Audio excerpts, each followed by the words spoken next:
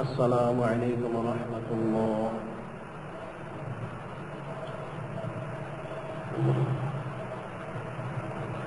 الحمد لله نحمده ونستعينه ونستغفره ونؤمن به ونتوكل عليه ونعوذ بالله من شرور أنفسنا ومن سيئات أعمالنا. من يهده الله فلا مضل له ومن يضلله فلا هادي له. ونشهد أن لا إله إلا الله وحده لا شريك له. نشهد أن سيدنا نبينا حبيبنا شفيعنا مولانا محمد صلى الله عليه وسلم. أما بعد فأعوذ بالله من الشيطان الرجيم. بسم الله الرحمن الرحيم. إن الله وملائكته يصلون على النبي يا أيها الذين آمنوا صلوا عليه وسلموا تسليما. اللهم صل على سيدنا نبينا حبيبنا شفيعنا مولانا محمد صلى الله عليه وسلم. اللهم صل على سيدنا نبينا حبيبنا شفيعنا مولانا محمد صلى الله عليه وسلم. اللهم صل على سيدنا نبينا حبيبنا شفيعنا مولانا محمد صلى الله عليه وسلم. اللهم صل على سيدنا نبينا حبيبنا شفيعنا مولانا محمد صلى الله عليه وسلم. اللهم صل على سيدنا نبينا حبيبنا شفيعنا مولانا محمد صلى الله عليه وسلم. اللهم صل على سيدنا نبينا حبيبنا شفيعنا مولانا محمد صلى الله عليه وسلم. خطبة اليوم في فضائل القرآن الكريم وما يتعلق به. আজকের খুতবা আল্লাহ পাকের কালাম কোরআন শরীফ এবং এর সম্পর্কে মাসালা মাসাইল। আল্লাহ পাক কালামুল্লাহ ইরশাদ করেন, শাহরুর রমাদান আল্লাযী উনজিলা ফীহিল কুরআন হুদাল লিন-নাস বায়িনাতিন মিনাল হুদা ওয়াল ফুরকান। شهر رمضان الذي أنزل فيه القرآن. আল্লাহ পাক ইরশাদ করেন, এই রমজান শরীফ যার মধ্যে কোরআন শরীফ নাযিল করা হয়েছে, হুদাল লিন-নাস ওয়া বায়িনাতিন মিনাল হুদা ওয়াল ফুরকান, যেটা মানুষের জন্য হেদায়েতের কারণ, হেদায়েত এবং সত্য মিথ্যা পার্থক্যকারী এর দলিল প্রমাণ, যা মানুষকে হেদায়েত দিয়ে থাকে আল্লাহ পাকের কালাম কুরআন শরীফ, সেটা আল্লাহ নাযিল করেছেন এই রমজান শরীফ, যার জন্য রমজান শরীফকে শাহরুল কোরআনও বলা হয়। কোরআন শরীফের মাস হচ্ছে রমজান শরীফের মাস। যে আল্লাহ পাকের কালাম, এর গুরুত্ব, এর তাৎপর্য অনুধাবন করা প্রত্যেক মুমিন মুসলমান নর এবং নারীর দায়িত্ব এবং কর্তব্য। আল্লাহ পাক ইরশাদ করেন, কিতাবুন আনজালনাহু ইলাইকা লিতুখরিজান নাসা মিনাজ যুলুমাতি ইলান নূর। কিতাবুন আনজালনাহু ইলাইকা লিতুখরিজান নাসা মিনাজ যুলুমাতি ইলান নূর। আল্লাহ পাক ইরশাদ করেন, হে আমার হাবিব, আমি আপনার প্রতি কিতাব নাযিল করেছি, অর্থাৎ কালামুল্লাহ শরীফ নাযিল করেছি, লিতুখরিজান নাসা মিনাজ যুলুমাতি ইলান নূর, যাতে মানুষদেরকে গোমরাহি থেকে হেদায়েতের দিকে নিয়ে যেতে পারেন। অর্থাৎ যে কিতাবের মাধ্যমে মানুষ গোমরাহি থেকে হেদায়েতের পথে, আল্লাহ পাকের পথে, আল্লাহ পাকের হাবিবের পথে যেতে পারবে, সেই কিতাব আল্লাহ পাক নাযিল করেছে। সেটা হচ্ছে কোরআন শরীফ, যার অনেক নাম আল্লাহ পাক দিয়েছেন, আল্লাহ পাকের হাবিবও দিয়েছেন। সেই কোরআন শরীফ রমজান শরীফে আলাদাভাবে তেলাওয়াত করা হয়, অর্থাৎ বিশেষ করে সালাতুত তারাবি এর মধ্যে সেটাও পাঠ করা হয়, তেলাওয়াত করা হয়। যার জন্য এই কোরআন শরীফের গুরুত্ব এবং এর হাকিকত অনুধাবন করার জন্য প্রত্যেকেই কোশিশ করতে হবে, কম এবং বেশি। আল্লাহ পাক যাকে যতটুকু বুঝ দিয়েছেন সে অনুযায়ী চেষ্টা করবে। তবে আহলে সুন্নাত ওয়াল জামাতের যে আকীদা রয়েছে, সে আকীদা অনুযায়ী তাকে সেটা ফিকির করতে হবে। যে আল্লাহ পাক কিতাব নাযিল করেছেন, আল্লাহ পাক যারা নবী এবং রাসূল তাদেরকে আল্লাহ পাক পাঠিয়েছেন। হাদিস শরীফে বর্ণিত রয়েছে আল্লাহ পাক 4খানা কিতাব এবং 100খানা সহিফা নাযিল করেছেন। 4খানা কিতাব যেটা তাওরাত, জাবুর, ইনজিল এবং কোরআন শরীফ, যে 4খানা কিতাব হিসেবে নাযিল হয়েছে। আর সহিফা হিসেবে 100খানা নাযিল হয়েছে, আল্লাহ পাক নাযিল করেছেন। তাওরাত হযরত মূসা কালিমুল্লাহ আলাইহিস সালামের প্রতি আল্লাহ নাযিল করেছেন। জাবুর হযরত দাউদ আলাইহিস সালামের প্রতি নাযিল করেছেন। ইনজিল হযরত ঈসা আলাইহিস সালামের প্রতি আল্লাহ নাযিল করেছেন। আর কোরআন শরীফ আমাদের নবী যিনি আখিরি নবী, যিনি হাবিবুল্লাহ, যিনি সাইয়্যিদুল মুরসালিন, ইমামুল মুরসালিন, খাতামুন নবীন, হুজুর পাক সাল্লাল্লাহু আলাইহি সাল্লাম ওনার প্রতি আল্লাহ নাযিল করেছেন এই কোরআন শরীফ। আর 100খানা যে সহিফা নাযিল করা হয়েছে 4জন রাসূলের প্রতি, হযরত আদম আলাইহিস সালাম, হযরত শীশ আলাইহিস সালাম, হযরত ইদ্রিস আলাইহিস সালাম, হযরত ইব্রাহিম আলাইহিস সালাম, 4জন রাসূলের প্রতি আল্লাহ 100খানা সহিফা নাযিল করেছেন। যে 10খানা নাযিল করেছেন হযরত আদম আলাইহিস সালামের প্রতি, 50খানা নাযিল করেছেন হযরত শীশ আলাইহিস সালামের প্রতি, 30খানা নাযিল করেছেন হযরত ইদ্রিস আলাইহিস সালামের প্রতি, এবং 10খানা নাযিল করেছেন ইব্রাহিম আলাইহিস সালামের প্রতি। এই 100খানা সহিফা 4জনের উপর নাযিল করেছেন এবং 4খানা কিতাব 4জনের প্রতি নাযিল করেছেন। এই 8জন রাসূল এর প্রতি আল্লাহ পাক এই 104খানা সহিফা নাযিল করেছেন। আর রাসূল পাঠিয়েছেন 313 থেকে 315 জন। এখানে মানুষের একটা আকীদাতে ত্রুটি রয়েছে, অনেকেরই অনেক বই পুস্তকে অনেক ভুল লিখে থাকে। সেটা হচ্ছে তারা বলে থাকে রাসূল হচ্ছেন 8জন, কারণ 8জনের প্রতি কিতাব নাযিল হয়েছে। এটা অনেকে মনে করে থাকে যাদের প্রতি কিতাব নাযিল হয়েছে তারাই হয়তো শুধু রাসূল। না, যাদের প্রতি কিতাব নাযিল করা হয়েছে তারা রাসূল অবশ্যই। এছাড়াও আরো রাসূল রয়েছেন। কিতাবে বর্ণিত রয়েছে রাসূল হওয়ার জন্য যে শর্ত শারাত পেশ করা হয়েছে সেটা হচ্ছে যাদের প্রতি হযরত জিবরীল আলাইহিস সালাম, সরাসরি নাযিল হয়েছেন, এসেছেন যাদের কাছে, তারাই হচ্ছেন রাসূলের অন্তর্ভুক্ত। 313 থেকে 315 জন এটা আহলে সুন্নাত ওয়াল জামাতের আকীদা, এতজন হচ্ছেন রাসূল। আর বাকি যারা তারা হচ্ছেন নবী। কাজে আকায়েদের মাঝখানে আপনারা প্রত্যেকেই স্মরণ রাখবেন, অনেক বই পুস্তক কিতাবাদিতে রয়েছে 8জন রাসূলকেও কম বেশি বলেছে, কিন্তু আহলে সুন্নাত ওয়াল জামাতের যে ফতোয়া, যে আকীদা, সে আকীদা মোতাবেক রাসূলের সংখ্যা হচ্ছে 313 থেকে 315 জন। আর রাসূল হওয়ার জন্য শর্ত বলা হয়েছে হযরত জিবরীল আলাইহিস সালাম যাদের কাছে সরাসরি এসেছেন তারাই রাসূলের অন্তর্ভুক্ত। এছাড়া যারা রয়েছেন তারা নবীদের অন্তর্ভুক্ত। কাজেই আল্লাহ পাক যে কিতাব নাযিল করেছেন এর গুরুত্ব রয়েছে হেদায়েত দেওয়ার জন্য, মানুষকে আল্লাহ পাকের মতে মত করার জন্য, আল্লাহ পাকের যারা রাসূল ছিলেন তাদের পথে পথ করার জন্য। তা আমাদের প্রতি আল্লাহ পাক কোরআন শরীফ নাযিল করেছেন, এর গুরুত্ব, এর তাৎপর্য উম্মতে মুহাম্মদের জন্য ফিকির করার দায়িত্ব রয়েছে। যেটা আল্লাহ পাক বলেছেন আফালা ইয়াতাদাব্বারুনাল কুরআন,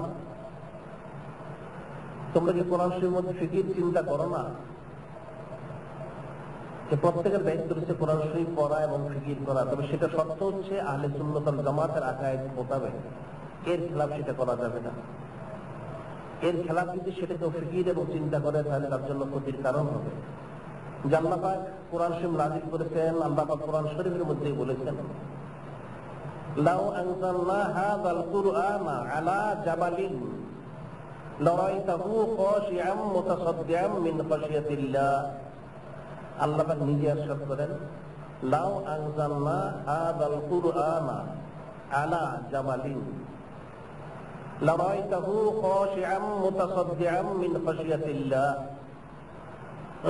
আল্লাহ পাক ইরশাদ করেন যে আমি যদি লাউ আনজালনা হাযাল কুরআনা, এই কোরআন শরীফকে যদি আমি নাযিল করতাম আলা জাবালিন, কোন পাহাড়ের উপরে, লারাইতাহু, তাহলে অবশ্যই তোমরা দেখতে পেতে খাশিআম মুতাসাদ্দিআম মিন খাশিয়াতিল্লাহ। সেটা আল্লাহ পাকের বিনয় প্রকাশ করতে করতে,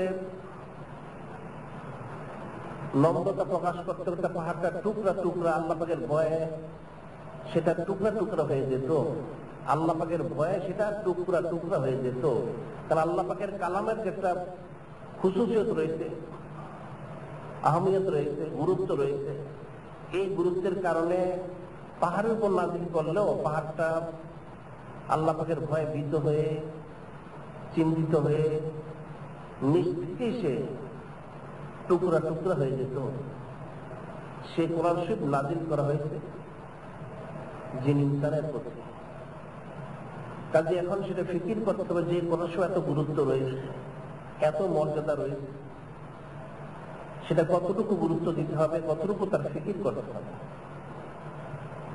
সেটা আল্লাহ মুহাম্মদ বলেছেন যে কোরআন শরীফ যদি,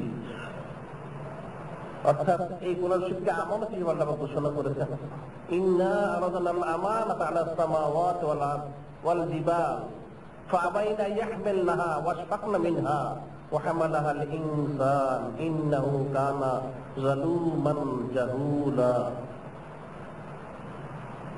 যে আল্লাহ পাক ইরশাদ করেন, ইন্না আরাদনাল আমানাতা আলাস সামাওয়াতি ওয়াল আরদ ওয়াল জিবাল, যে নিশ্চয়ই এই আমানত কোরআন শরীফকে আমি আকাশের কাছে, পৃথিবীর কাছে, জমিনের কাছে, পাহাড়ের কাছে পেশ করেছিলাম। ফাআবাইনা ইয়াহমিলনাহা, ফাআবাইনা ইয়াহমিলনাহা, এখানে আবাইনা অর্থ হচ্ছে অস্বীকার করা হয়, কিন্তু আসমান জমিন আসলে অস্বীকার করেনি। তারা আল্লাহ পাকের কাছে ওজরখাই করেছে সেটা বহন করতে। তারা আসমান এবং জমিন, পাহাড় পর্বত তাদের অস্বীকার করার কোনো সুযোগ নেই। তারা ভীত সন্ত্রস্ত হয়েছে, ওজরখাই করেছে বারে আলাহি। এটা তো আমাদের পক্ষে বহন করা সম্ভব নয়। ফাআবাইনা ইয়াহমিলনা ওয়াশফাকনা মিনহা, তারা ভীত হয়েছে, সন্ত্রস্ত হয়েছে, ভয় পেয়েছে যে বারে আলাহিটা কি করে আমরা বহন করবো। হামালাহাল ইনসান, মানুষ সেটা বহন করেছে, গ্রহণ করেছে। ইন্নাহু কানা যালুমান জাহুলা, আল্লাহ পাক নিজেই বলছেন এরপরে যে দেখো মানুষ সেটা গ্রহণ করেছে, কবুল করেছে। নিশ্চয় তারা জালিম এবং জাহিল। এই যে কথাটা বলা হয়েছে এর মধ্যে লক্ষ কোটি কারণ রয়েছে, ফিকিরও রয়েছে। আল্লাহ পাক নিজ থেকেই মানুষকে জালিম এবং জাহিল বললেন, অথচ কোরআন শরীফে আল্লাহ অন্যত্র বলেছেন, লাকাদ কাররামনা বানি আদম, আমি আদম সন্তানকে, আদম সম্প্রদায়কে সম্মানিত করেছি। আল্লাহ নিজেই বলেছেন। আবার এখানে বলেছেন জালুমান জাহুলা, তারা জালিম এবং জাহিল। প্রকৃতপক্ষে ব্যাপারটা হচ্ছে যেটা আসমান জমিন, পাহাড় পর্বত, অন্য যত কিছু রয়েছে, হাকিকত এদের সেই যোগ্যতাই নেই যে তারা কোরআন শরীফকে বহন করে। সেজন্য তারা ওজরখাই করেছে বারে আলাই। এটা তো আমাদের পক্ষে বহন করা সম্ভব নয়। এর যে গুরুত্ব রয়েছে, এর যে মর্যাদা রয়েছে, মর্তবা সেটা আমাদের পক্ষে দেওয়া সম্ভব হবে না। তারা ওজরখাই করেছে, রোনাবাড়ি আহাজারি করেছে, আল্লাহ পাকের কাছে ক্ষমা চেয়েছে। কিন্তু ইনসান, তার মধ্যে আল্লাহ পাক সেই যোগ্যতা দিয়েছেন যার জন্য ইনসান সেটা গ্রহণ করেছে। যেটা আল্লাহ পাক নিজেও বলেছেন, ইন্নী জাইলুন ফিল আরদি খলিফা। আল্লাহ পাক বলেছেন যে আমি জমিনে খলিফা পাঠাতে চাই। কারা সেটা? সেটাই ইনসান, হযরত আদম আলাইহিস সালাম এবং ওনার যারা আওলাদ বনি আদম, এদের মধ্যে সেই যোগ্যতা রয়েছে যে যোগ্যতার কারণে আদম সন্তান এই কোরআন শরীফ গ্রহণ করেছে। এখানে আল্লাহ পাক বলেছেন ইন্নাহু কানা যালুমান জাহুলা, জালিম এবং জাহিল। এটা কখন হয়ে যায়? যেটা আল্লাহ বলছেন লাকাদ কাররামনা বনি আদম, আমি আদম সন্তানকে সম্মান দিয়েছি, ইজ্জত দিয়েছি, সম্মানিত করেছি। ঠিক তার বিপরীত বলেছেন সুম্মা রাদাদনাহু আসফালা সাফিলিন, সুম্মা রাদাদনাহু আসফালা সাফিলিন। অথবা তারা জাহান্নামের অতল তলে তারা চলিয়ে গেল। যিনি ইনসান কেন? ইল্লাল্লাযীনা আমানু ওয়া আমিলুস সলিহাত, ইল্লাল্লাযীনা আমানু ওয়া আমিলুস সলিহাত, যারা ঈমান এনেছে, নেক কাজ করেছে, তারা ব্যতীত অন্য সকলেই জাহান্নামের অতল তলে তলিয়ে যাবে। তাই কোরআন শরীফ নাযিল করা হয়েছে আদম সন্তানদের উপর, তারা সেটা কবুল করেছে। এখন কবুল করে যদি সেটা তারা আমলে রাখতে পারে, সে অনুযায়ী আদেশ নির্দেশ মতো তারা চলতে পারে, তাহলে লাকাদ কাররামনা বনি আদম। তাহলে আল্লাহ যেটা বলেছেন যে আমি আদম সন্তানকে সম্মানিত করেছি, ফজিলত দিয়েছি, কারণ আশরাফুল মাখলুকাত হচ্ছে ইনসান। এই কোরআন শরীফ তারা যদি ধরে রাখতে পারে, এর হুকুম হাকাম পালন করতে পারে, আদেশ নিষেধ যথাযথ তামিল করতে পারে, তাহলে তারা সম্মানিত আল্লাহ পাকের কাছে, আল্লাহ পাকের হাবিবের কাছেও, সমস্ত কায়নাতের মধ্যেই সম্মানিত তারা হবে। আর যদি এর হুকুম হাকাম তারা ছেড়ে দেয়, আদেশ নির্দেশ যথাযথ পালন না করে, সুম্মা রাদাদনাহু আসফালা সাফিলিন, তারা জাহান্নামের অতল তলে তারা তলিয়ে যাবে। সম্মানিত হওয়ার পরেও, ফজিলত প্রাপ্ত হওয়ার পরেও সেটি আল্লাহ ইন্নাহু কানা যালুমান জাহুলা, মানুষ জালিম এবং জাহিল। তারাই হবে জালিম এবং জাহিল যারা এর হক আদায় করবে না। আর যারা হক আদায় করবে তারা সম্মানিত, ফজিলত প্রাপ্ত হবে। কাজেই সেটা ফিকির করতে হবে। আদম সন্তানকে আল্লাহ পাক ইজ্জত দিয়েছেন, সম্মান দিয়েছেন, ফজিলত দিয়েছেন। যেই তরতিব রক্ষা করলে সে সেটা লাভ করবে, সেই তরতিবটা তাকে রক্ষা করতে হবে। আর এর খেলাফ যদি হয়ে যায়, তাহলে সে অবশ্যই লাঞ্ছিত হবে, অপমানিত হবে। যেটা আল্লাহ পাক কোরআন শরীফে বলেছেন, অন্যত্র কি বলেছেন? ইউদিল্লু বিহি কাসীরাও ওয়া ইয়াহদি বিহি কাসীরা ওয়া মা ইউদিল্লু বিহি ইল্লাল ফাসিকিন। আল্লাহ পাক নিজে ইরশাদ করেন যে দেখো, আমি তো কোরআন শরীফ নাযিল করেছি, ইউদিল্লু বিহি কাসীরা, এই কোরআন শরীফের কারণে অনেক লোক গোমরা হয়ে গেছে, ওয়া ইয়াহদি বিহি কাসীরা, এবং কোরআন শরীফের কারণেই অনেকে হেদায়েত প্রাপ্ত হয়ে গেছে। সুবহানাল্লাহ। ওয়া মা ইউদিল্লু বিহি ইল্লাল ফাসিকিন, একমাত্র ফাসিক ফাজের নাফরমান ব্যতীত কেউ কিন্তু গোমরা হবে না। এই আয়াত শরীফের ব্যাখ্যায় আখিরি নবী হাবিবুল্লাহ হুজুর পাক সাল্লাল্লাহু আলাইহি ওয়াসাল্লাম ইরশাদ করেন, ওমর বিন খাত্তাব রাদিয়াল্লাহু তাআলা ইরশাদ করেন, قال رسول الله صلى الله عليه وسلم إن الله يرفع بهذا الكتاب أقواما يدعو به آخرين إن الله يرفع بهذا الكتاب أقواما يدعو به آخرين। যে নিশ্চয়ই এই আল্লাহ পাকের কোরআন শরীফ দিয়ে, কালাম দিয়ে, এর মাধ্যমে অনেক সম্প্রদায় সম্মানিত হয়েছে, ফজিলত প্রাপ্ত হয়েছে, আর অনেক সম্প্রদায় লাঞ্ছিত হয়েছে, বরবাদ হয়েছে, ধ্বংস হয়েছে। তবে কারা সম্মানিত হয়েছে? যারা মেনেছে, মুত্তাকি হয়েছে, পরেজগার হয়েছে। আর যারা অস্বীকার করেছে, নাফরমানি করেছে, ফাসিক ফুজ্জার, তারাই ধ্বংস হয়ে গেছে। আয়াত শরীফের ব্যাখ্যায় দুটো ঘটনা উল্লেখ করা হয় যে আল্লাহ পাকের কালামকে তাজিম তাকরীম করলে কত ফজিলত রয়েছে, এর খেলাফ যদি কেউ করে তাহলে তার কি অবস্থা রয়েছে। কিতাবে বর্ণিত রয়েছে, এক ব্যক্তি ছিলেন, প্রথম জীবনে তিনি শরাবখোর। 24 ঘন্টায় বলতে গেলে সে লোক শরাব পান করে মাতাল হয়ে থাকত। শরাবখানায় অবস্থান করতেন সে ব্যক্তি। যতটুকু প্রয়োজন ছিল বাড়িতে আসা, ঠিক ততটুকুই আসা, এরপর বাকিটুকু শরাবখানায় কাটিয়ে দেওয়া হতো। শরাব পান করে মাতাল হয়ে সেই ব্যক্তির প্রতিবেশী একজন ছিলেন আল্লাহ পাকের ওলি। সে আল্লাহ পাকের ওলি একদিন স্বপ্ন দেখতে লাগলেন। তিনি স্বপ্ন দেখতে লাগলেন আল্লাহ পাকের ওলি, ওনাকে বলা হচ্ছে সেই শরাফকর যে ব্যক্তি ছিল ওনার নাম ছিল বিশর। আল্লাহ পাকের ওলি স্বপ্ন দেখতে লাগলেন, হে ব্যক্তি তুমি এক কাজ করো, বিশরকে সংবাদ দাও যে আল্লাহ পাক তাকে কবুল করেছেন। বিশরকে সংবাদ দাও যে আল্লাহ পাক তাকে কবুল করেছেন। যিনি আল্লাহ পাকের ওলি তিনি স্বপ্ন দেখলেন, দেখে ঘুম ভেঙে গেল। তিনি মনে মনে ফিকির করলেন হয়তো আমি ভুল দেখেছি, কারণ বিশর একটা শরাফকর মাতাল, তাকে কি করে আল্লাহ পাক কবুল করতে পারেন। তিনি আবার ঘুম শুয়ে রইলেন। দ্বিতীয়বার একই স্বপ্ন দেখলেন ঘুমের মধ্যে। আল্লাহ পাকের তরফ থেকে বলা হচ্ছে, হে ব্যক্তি, হে আমার ওলি, তুমি সংবাদ দাও আমি বিশরকে কবুল করেছি। ঘুম ভেঙে গেল দ্বিতীয়বারের মতো। তিনি একই ফিকির করলেন হয়তো এটা ভুল হবে, কারণ বিশরটা একটা মাতাল শরাব করছে, কি করে তাকে কি করে আল্লাহ পাক কবুল করতে পারেন। আবার তিনি শুয়ে ঘুমিয়ে গেলেন। তৃতীয়বারের মধ্যে তিনি স্বপ্ন দেখলেন যে তুমি সংবাদ দাও আজকে রাতের মধ্যেই, এখনই সংবাদ দাও যে আল্লাহ পাক বিশরকে কবুল করেছেন। খুব শক্তভাবে বলা হলো। সে বুজুর্গ ব্যক্তি ঘুম থেকে উঠলেন, ফিকির করলেন ব্যাপারটা কি হলো। তিনি যেহেতু আল্লাহ পাকের নির্দেশে সংবাদ পৌঁছাতেই হবে, তিনি ঘুম থেকে উঠে সরাসরি সে বিশর যার নাম ছিল ওনার বাড়িতে তিনি গেলেন।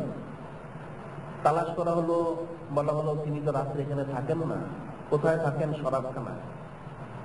সেটা শুনে সে বুজুর্গ ব্যক্তি তিনি সরাসরি শরাবখানায় চলে গেলেন। সেখানে গিয়ে জিজ্ঞাসা করলেন বিশর কি এখানে রয়েছে, বলা হলো রয়েছে, অর্ধ মাতাল অবস্থায়। সে অবস্থা তিনি বললেন, হে বিশর, তোমার জন্য সুসংবাদ রয়েছে। যে কি সুসংবাদ? তোমার সম্পর্কে জানানো হয়েছে তোমাকে আল্লাহ পাক কবুল করেছেন। যখন এই সুসংবাদ তিনি পেশ করলেন, সে অর্ধ মাতাল অবস্থা যিনি বিশর, তিনি বললেন ঠিক আছে। এটা বলে ওনার যারা সঙ্গী সাথী ছিল শরাবখানায় তাদেরকে বললেন, হে আমার সঙ্গী সাথী, তোমরা যারা রয়েছে আজকে থেকে বিদায়, তোমাদের সাথে আজকে শেষ সাক্ষাৎ, আর কোনো সাক্ষাৎ হবে না। যেহেতু আল্লাহ পাক আমাকে কবুল করেছেন, সংবাদ দিয়েছেন, সুসংবাদ দিয়েছেন, আমি আজকে থেকে বিদায় চলে যাচ্ছি। সত্যি তিনি শরাবখানা থেকে বের হয়ে আসলেন। এসে পরবর্তী সময় যারা আল্লাহর ওলি ছিলেন সে এলাকায় তাদের সহজ ইখতিয়ার করলেন, করে ইলমে ফিকহ, ইলমে তাসাউফ অর্জন করলেন। পরবর্তীতে আল্লাহ পাক খালেস বড় ওলি হয়ে গেলেন, যার নাম তাফসীরুল আউলিয়াতে রয়েছে বিশর হাফি রহমাতুল্লাহ আলাইহি হিসেবে। হাফি শব্দের অর্থ বলা হয়েছে তিনি খালি পায়ে চলতেন। এখন ওনাকে আল্লাহ পাক কবুল করেছেন, অনেক মর্যাদা দিয়েছেন। কতটুকু মর্যাদা দিয়েছেন এই হাফি নাম থেকে সেটা বোঝা যায়। হাফি শব্দের অর্থ হচ্ছে যিনি খালি পায়ে চলাচল করেন। তিনি বাগদাদে অবস্থান করতেন, আশেপাশে এলাকাও যেতেন। সে হযরত বিশর হাফি রহমাতুল্লাহ আলাইহি যে সমস্ত এলাকা দিয়ে চলাচল করতেন, সে সমস্ত এলাকায় যেহেতু তিনি খালি পায়ে চলতেন, কোনো পশু পাখি সেখানে মল মূত্র ত্যাগ করতো না। একজন ব্যক্তি যে পশু চড়াতো, হঠাৎ একদিন সে দেখতে পেল কিছু তার পশু রাস্তায় মলমূত্র ত্যাগ করতেছে। সেটা দেখে সে ব্যক্তি বললেন, ইন্না লিল্লাহি ওয়া ইন্না ইলাইহি রাজিউন। এটা তিনি যখন পাঠ করলেন, যারা সঙ্গী সাথী ছিল তারা বলল, হে ব্যক্তি তোমার কি হলো, কে ইন্তেকাল করেছে তুমি যেটা পাঠ করলে? সে ব্যক্তি বলল, নিশ্চয় কিছুক্ষণ আগে হযরত বিশর হাফি রহমাতুল্লাহ আলাইহি তিনি ইন্তেকাল করেছেন। তুমি কি করে বুঝলে?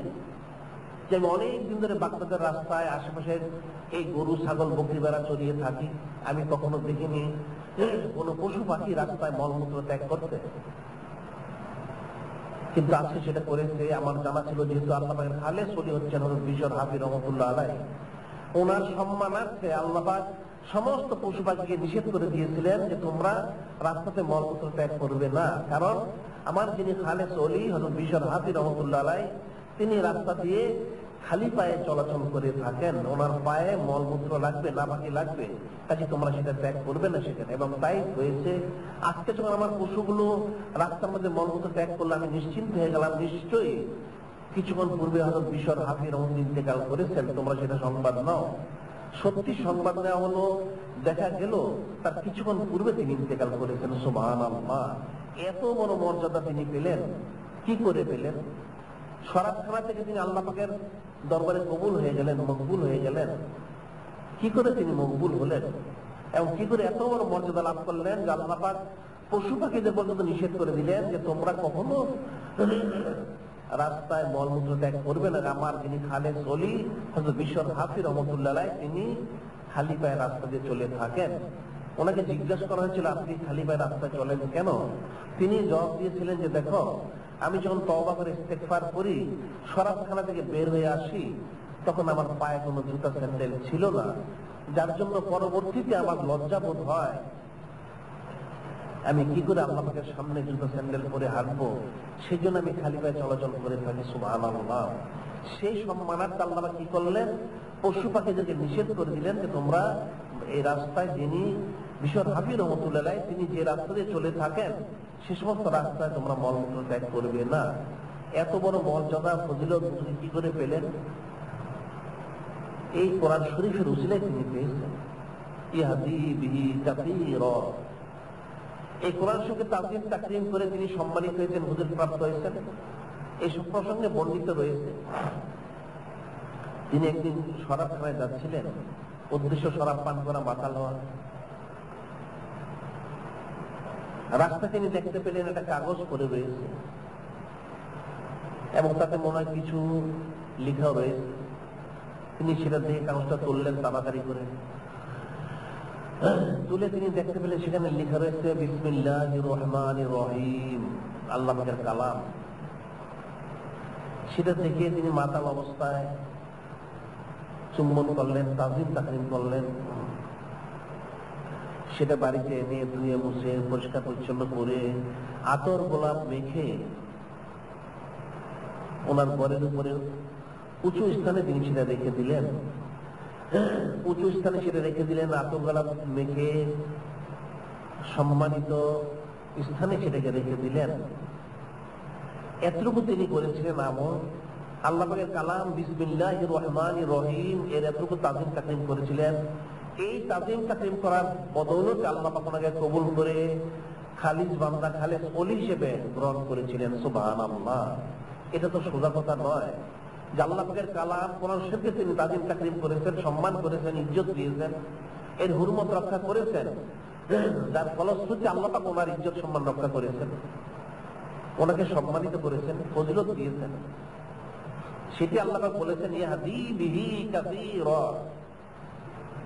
এই কোরআন শরীফ দিয়ে আল্লাহ পাক অনেককে হেদায়েত দান করেছেন, দান করে থাকেন, যারা মেনেছে, তাজিম তাকরীম করেছে। আর ঠিক তার বিপরীত ইউদিল্লু বিহি কাসীরা, যারা কোরআন শরীফকে তাজিম তাকরীম করবে না, ইজ্জত সম্মান করবে না, তারা লাঞ্ছিত হবে, অপমানিত, অবহেলিত হবে। এর মিসাল স্বরূপ বলা হয় আখিরি নবী হাবিবুল্লাহ হুজুর পাক সাল্লাল্লাহু আলাইহি সাল্লাম মক্কা শরীফ অবস্থান করতেছিলেন, সূরা রহমান নাযিল হলো।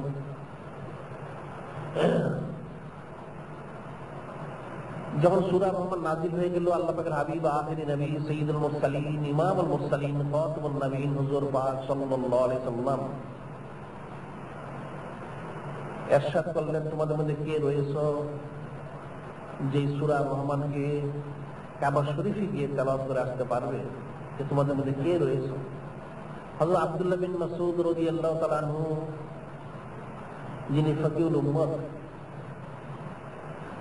তিনি বললেন ইয়া রাসূলুল্লাহ, ইয়া হাবিবাল্লাহ সাল্লাল্লাহু আলাইহি সাল্লাম, আপনি যদি আমাকে অনুমতি দেন, আদেশ করেন, ইজাজত দেন, তাহলে আমি কাবা শরীফে গিয়ে এই সূরা রহমান তেলাওয়াত করে আসবো ইনশাআল্লাহ। আল্লাহ পাকের হাবিব বললেন ঠিক আছে যাও। কিতাবে বর্ণিত রয়েছে হযরত আব্দুল্লাহ বিন মাসউদ রাদিয়াল্লাহু তাআলা আনহু, তিনি কিছুটা হালকা পাতলা লম্বা ধরনের ছিলেন।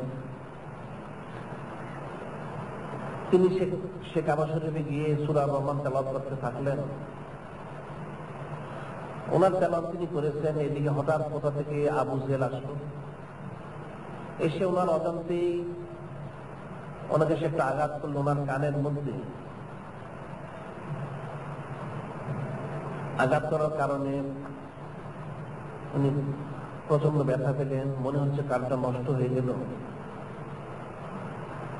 তিনি ওনার সে দায়িত্ব পালন করে কাঁদতে কাঁদতে আখিরি নবী হাবিবুল্লাহ হুজুর পাক সাল্লাল্লাহু আলাইহি সাল্লামের দরবার শরীফে এসে উপস্থিত হলেন। আল্লাহ পাকের হাবিব জিজ্ঞাসা করেন কি হয়েছে, তিনি ব্যাপারটা বললেন। এদিকে ঠিক সেই মুহূর্তে হযরত জিবরীল আলাইহিস সালামও আসলেন। তিনি এসেছিলেন হাসতে হাসতে। আল্লাহ পাকের হাবিব বললেন, হে ভাই জিবরীল আলাইহিস সালাম, হযরত আব্দুল্লাহ বিন মাসউদ রাদিয়াল্লাহু তাআলা আনহু আহত হয়ে তিনি কাঁদতে কাঁদতে এসেছেন, আর তুমি হাসতে হাসতে আসলে কি কারণ? তিনি যে জন্য এসেছিলেন সে সমস্ত আলোচনা করলেন। এরপর বললেন, ইয়া রাসূলুল্লাহ, এ হাবিব আল্লাহ সাল্লাল্লাহু আলাইহি সাল্লাম, আমি কেন আজকে এসেছি সেটা আমি পরে জবাব দেব। তো যে জরুরতে তিনি এসেছিলেন সেটা বলে তিনি চলে গেলেন। এদিকে আল্লাহ পাকের হাবিব আখিরি নবী সাইয়্যিদুল মুরসালিন, ইমামুল মুরসালিন, খাতামুন নবীন হুজুর পাক সাল্লাল্লাহু আলাইহি সাল্লাম হিজরত করে মক্কা শরীফ থেকে মদিনা শরীফে তাশরীফ নিয়েছেন। দ্বিতীয় হিজরিতে বদরের জিহাদ সংগঠিত হয়। জিহাদ যখন হয়ে গেল, মুসলমানরা কামিয়াবি হাসিল করলেন, কাফেররা পরাস্ত হলো। আখিরি নবী হাবিবুল্লাহ হুজুর পাক সাল্লাল্লাহু আলাইহি সাল্লাম বসেছিলেন। ঠিক সেই মুহূর্তে হযরত আব্দুল্লাহ বিন মাসউদ রাদিয়াল্লাহু তাআলা আনহু তিনি আল্লাহ পাকের হাবিবের কাছে বসা ছিলেন। তিনি বললেন, ইয়া রাসূলুল্লাহ, ইয়া হাবিব আল্লাহ সাল্লাল্লাহু আলাইহি সাল্লাম, আপনি তো ইরশাদ করেছেন জিহাদের ময়দানে কাফেরদেরকে হত্যা করতে পারলে অনেক ফজিলত পাওয়া যায়। আজকে আমি জিহাদ করেছি সত্যি, কিন্তু কোনো কাফেরকে হত্যা করতে পারিনি সরাসরি। তবে আপনি যদি অনুমতি দেন তাহলে আমি সে জিহাদের ময়দানে যেতে পারি। যদি কোনো কাফের অর্ধমৃত অবস্থায় পড়ে থাকে তাহলে আমি সেটার গলাটা কেটে হত্যা করে কাফের হত্যার যে ফজিলত সেটা আমি লাভ করতে পারি। ইয়া রাসূলুল্লাহ, ইয়া হাবিব আল্লাহ সাল্লাল্লাহু আলাইহি সাল্লাম, আপনি যদি অনুমতি দেন তাহলে আমি সেটা করতে পারি। আল্লাহ পাকের হাবিব বললেন, হে হযরত আব্দুল্লাহ বিন মাসউদ রাদিয়াল্লাহু তাআলা, ঠিক আছে তুমি যেতে পারো। যদি কোনো কাফেরকে এই অবস্থা পেয়ে যাও তাহলে তাকে কতল করে কাফের হত্যার যে ফজিলত সেটা অর্জন করো। হযরত আব্দুল্লাহ বিন মাসউদ রাদিয়াল্লাহু তাআলা বলেন, আমি তখন গেলাম, ঘুরতে থাকলাম ময়দানের মধ্যে কে কোথায় রয়েছে কাফেররা। যে দেখা গেল আবু জেহেল কাতরাচ্ছিল, সে তখনও মারা যায়নি। হযরত আব্দুল্লাহ বিন মাসউদ রাদিয়াল্লাহু তাআলা তাকে দেখে তার গর্দানটা তিনি কেটে ফেললেন। কেটে কাফের হত্যার যে ফজিলত সেটা লাভ করলেন, এবং সাথে সাথে সেটাকে, যেহেতু আবু জেহেল বড় শত্রু ছিল, সেই ফিতনার মূল ছিল। এই আবু জেহেলের নাম অর্থাৎ তার লকব ছিল আবুল হাকাম, জ্ঞানীর পিতা। কিতাবে বর্ণিত রয়েছে আরব দেশের এমন কোন বিচার হতো না আবু জেহেল ব্যতীত, কারণ সে তৎকালীন সময় আরবদের কাছে খুব জ্ঞানী বলে মশহুর ছিল। ইসলামকে সে গ্রহণ করেনি, সেজন্য আল্লাহ পাকের হাবিব তাকে আবুল হাকাম থেকে আবু জেহেল তার নাম দিয়ে লকব দিয়েছেন, অর্থাৎ মূর্খের পিতা। তাকে হত্যা করে তার গর্দানটা কেটে রশি দিয়ে মানুষ মাছের মাথা যেভাবে নিয়ে যায়, মাছ যেভাবে ঝুলিয়ে নিয়ে যায়, ঠিক সেভাবে তার কান দিয়ে মুখ দিয়ে রশি প্রবেশ করিয়ে সেটা ঝুলিয়ে। আবু জেহেল খুব উঁচা লম্বা পালোয়ান ছিল, সে খুব শক্তিশালী ছিল, তার মাথা অনেক বড় ছিল, গর্দান অনেক বড় ছিল। হযরত আব্দুল্লাহ বিন মাসউদ রাদিয়াল্লাহু তাআলা সেটাকে নিয়ে আল্লাহ পাকের হাবিব আখিরি নবী হুজুর পাক সাল্লাল্লাহু আলাইহি ওয়াসাল্লাম দরবার শরীফে এসে পৌঁছলেন, যেখানে তিনি বসা ছিলেন। ঠিক সেই মুহূর্তে আবার হযরত জিবরীল আলাইহিস সালাম আস্তে আস্তে আসলেন, এসে বললেন, ইয়া রাসূলুল্লাহ, ইয়া হাবিব আল্লাহ সাল্লাল্লাহু আলাইহি সাল্লাম, মক্কা শরীফে একদিন হযরত আব্দুল্লাহ বিন মাসউদ রাদিয়াল্লাহু তাআলা আনহু তিনি কাঁদতে কাঁদতে এসেছিলেন, আমি হাসতে হাসতে এসেছিলাম। আমি বলেছিলাম যে আমি কেন হেসেছি আজকে সেটা আমি পরে বলবো, সেটাই বলার জন্য এসেছি ইয়া রাসূলুল্লাহ, ইয়া হাবিব আল্লাহ সাল্লাল্লাহু আলাইহি সাল্লাম। সেটা কি? এই আবু জেহেল হযরত আব্দুল্লাহ বিন মাসউদ রাদিয়াল্লাহু তাআলা তিনি কোরআন শরীফ তেলাওয়াত করার কারণে, কোরআন শরীফকে তিনি তেলাওয়াত করার কারণে সে ওনাকে আঘাত করে ওনার একটা কান প্রায় নষ্ট করে দিয়েছিল।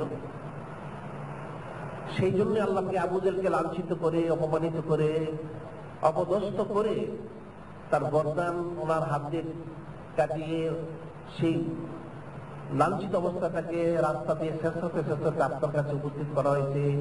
এই সংবাদটা দেওয়ার জন্য আমি এসেছি যে আল্লাহ পাক বলেছেন ইউদিল্লু বিহি কাসীরা, যে কোরআন শরীফের দ্বারাই অনেকে গোমরা হয়ে গেছে, যারা কোরআন শরীফ তাজিম করেনি, তাকরিম করেনি। আবু জেহেল যেহেতু কোরআন শরীফকে ইহানত করার জন্য ওনাকে আঘাত করেছিল, সেই জন্য আল্লাহ পাক তাকে লাঞ্ছিত করেছেন, অপদস্থ করেছেন, অপমানিত করেছেন। আজকে তার গর্দান কাটা হয়েছে এবং লাঞ্ছিত অবস্থা তাকে শেষাতে এখানে পৌঁছানো হয়েছে। সেটাই বলা হয়েছে কোরআন শরীফকে যারা তাজিম তাকরিম করলো তারা সম্মানিত হলো, যারা এর ইজ্জতের কিছুমাত্র হানি করলো তারা লাঞ্ছিত হবে, অপমানিত হবে, অবহেলিত হবে, অপদস্থ হবে। এবং সেটাই আবু জেহেল হয়েছে। খুব ফিকির করতে হবে যে কোরআন শরীফের যে ইজ্জত রয়েছে, সম্মান রয়েছে, এটা যথাযথ দেওয়ার জন্য কোশিশ করতে হবে। এতে কোনো প্রকারই গাফলতি করা যাবে না, মূল ত্রুটি হয়ে যাবে, আমলে ত্রুটি আসবে। ইস্তেগফার তওবা করতে হবে, ইস্তেগফার তওবা করতে হবে, কিন্তু এটা আমল করার জন্য কোশিশ করতে হবে। সেটি আল্লাহ পাক কোরআন শরীফে বলেছেন। আল্লাহ পাকের হাবিব আখিরি নবী হাবিবুল্লাহ হুজুর পাক সাল্লাল্লাহু আলাইহি ওয়াসাল্লাম হাদিসে বলেছেন এই কোরআন শরীফের তাজিম তাকরীম সম্মান করা সম্পর্কে।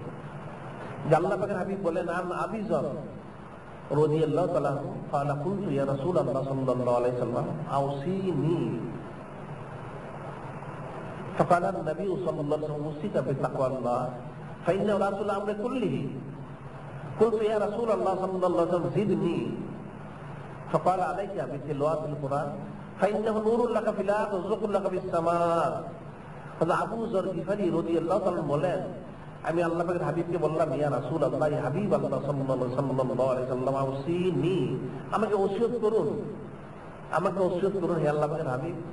قال عليك بتقوى الله عليك بتقوى الله فإنه رأس الأمر كله।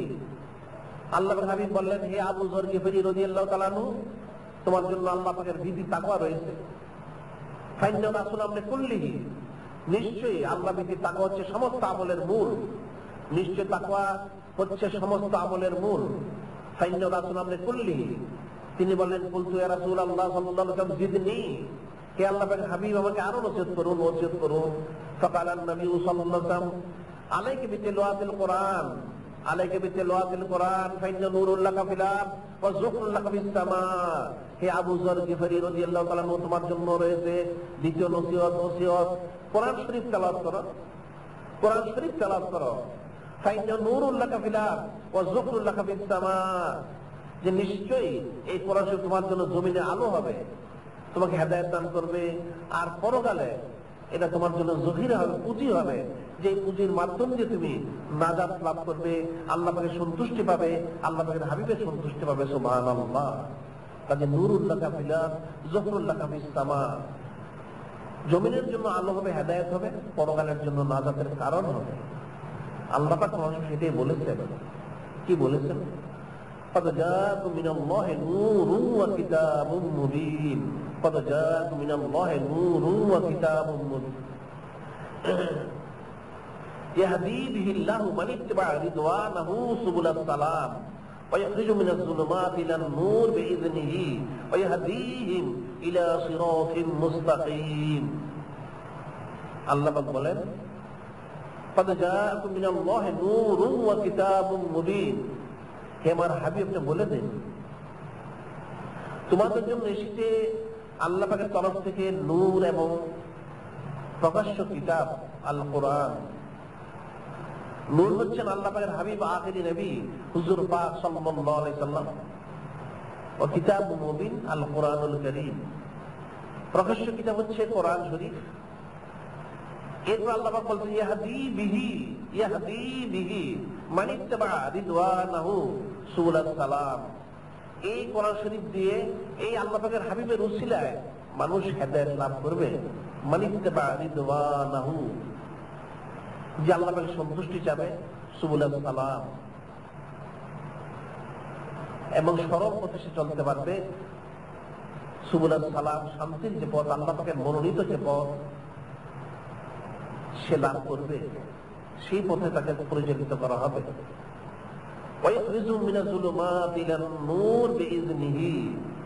আল্লাহ পাকের আদেশে তাকে গোমরাহি থেকে বের করে হেদায়েতের দিকে নেওয়া হবে। ওয়াহদিহিম ইলা সিরাতিন মুস্তাকিম, ওয়াহদিহিম, এবং আল্লাহ পাক হেদায়েত দান করবেন সেই সিরাতুল মুস্তাকিম, এই যে সরল পথ আল্লাহ যেটা দিয়েছেন নাজাতের পথ, সেই পথে আল্লাহ পাক তাকে পরিচালিত করবেন, হেদায়েত দিবেন। সুবহানাল্লাহ। যে আল্লাহ পাকের হাবিব এবং আল্লাহ পাকের এই কালাম কোরআন শরীফ, এটাকে তাজিম তাকরিম করে সম্মান করবে, অনুসরণ করার কোশিশ করবে, আল্লাহ পাকের সন্তুষ্টি যে চাবে, এর মাধ্যম দিয়ে সেই শান্তির পথ, গুমরাহ থেকে হেদায়েত লাভ করবে, সিরাতুল মুস্তাকিমে সে ইস্তেকামত। আর যদি এর খেলাফ কেউ করে, ঠিক তার বিপরীতটা হবে, তার বিপরীত হবে। এখানে একটা জিনিস ফিকিরে রয়েছে, চিন্তা রয়েছে। তারা মুহাক্কিক মুদাক্কিক তারা একটা বিষয় বলেছেন, কোরআন শরীফ তো আল্লাহ পাক নাযিল করেছেন, 23 বছর ব্যাপী সেটা নাযিল হয়েছে। এই কোরআন শরীফ নাযিল একটা তরতিব রয়েছে, যে প্রথম নাযিল করেছে সূরা আলাক, দ্বিতীয় নাযিল সূরা কলম, তৃতীয় নাযিল করেছে মুজাম্মিল, চতুর্থ মুদ্দাসির, পঞ্চম ফাতিহা, ষষ্ঠ সূরা লাহাব। এরপর পর্যায়ক্রমে আরো নাযিল হয়েছে অন্যান্য সূরা সমূহ। এই 6টা সূরার মধ্যে একটা সমন্বয় রয়েছে, একটা ফিকির রয়েছে, যেটা মুহাক্কিক মুদাক্কিক তারা বলে থাকেন যে আল্লাহ পাক সূরা আলাক যখন নাযিল করেছেন কি বললেন, ইকরা বিসমি রাব্বিকাল্লাযী খালাক, ইকরা বিসমি রাব্বিকাল্লাযী খালাক, পড়ো যিনি তোমাদেরকে সৃষ্টি করেছেন, ওই আল্লাহ পাকের নামে পড়ো যিনি তোমাদের সৃষ্টি করেছেন। এখানে আল্লাহ সূরা আলাকের মধ্যে পড়ার কথা বলেছেন, যে তোমরা পড়াশোনা করো।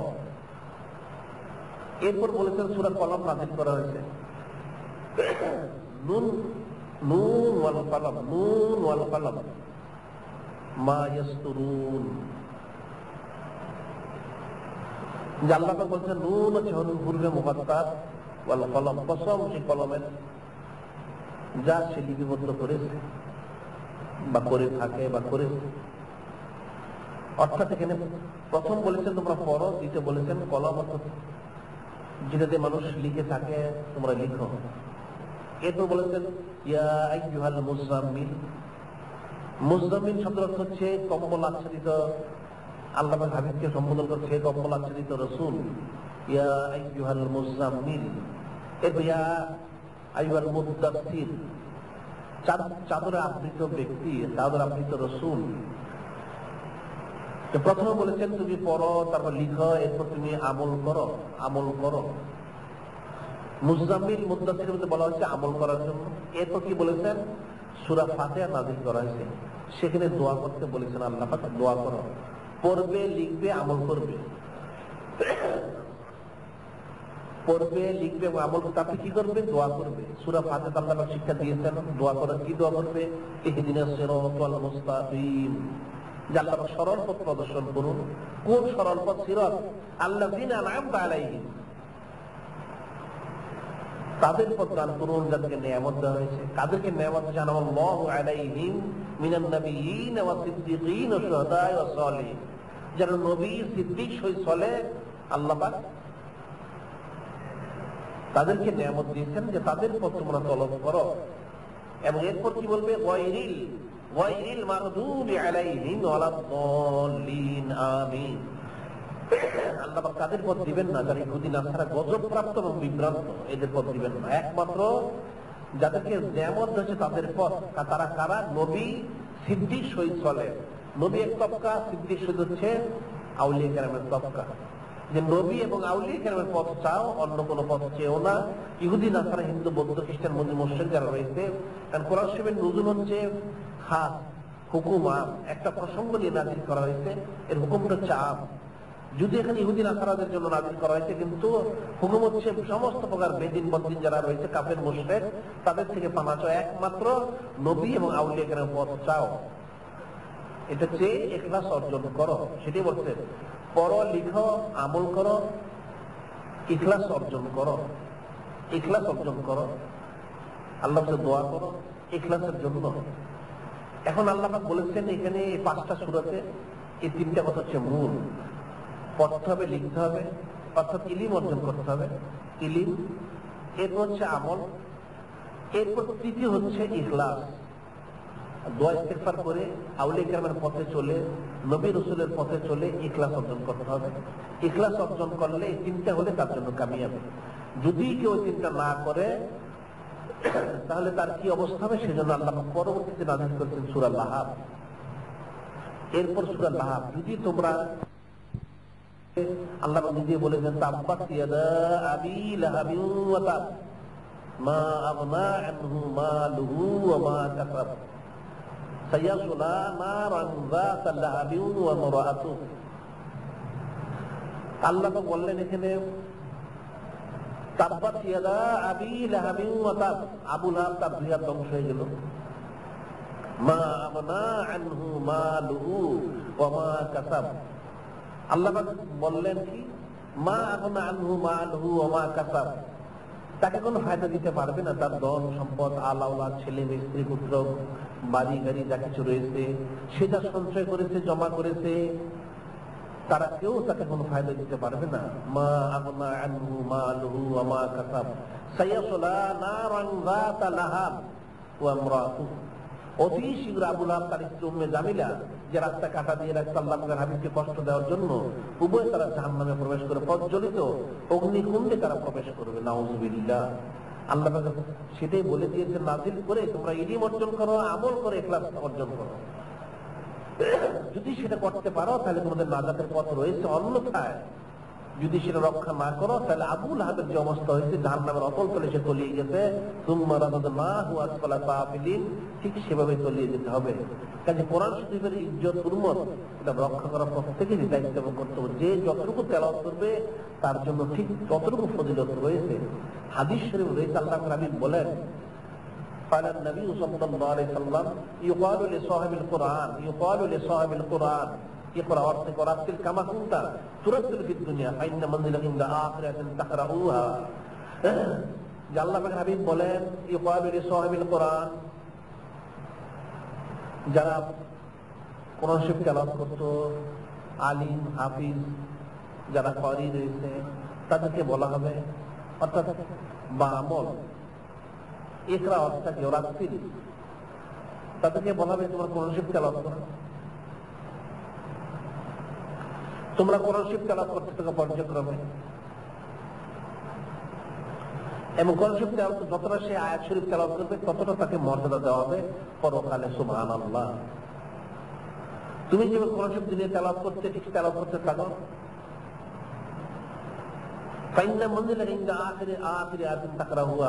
তোমার মঞ্জিল হবে শেষ যে আয়াত, তুমি যেখানে কোরআন তেলাওয়াত বন্ধ করবে সেই আয়াত পর্যন্ত তুমি যে মাকামে গিয়ে পৌঁছবে, প্রত্যেকটা আয়াতের কারণে তোমাকে একটা ফজিলত দেওয়া হবে।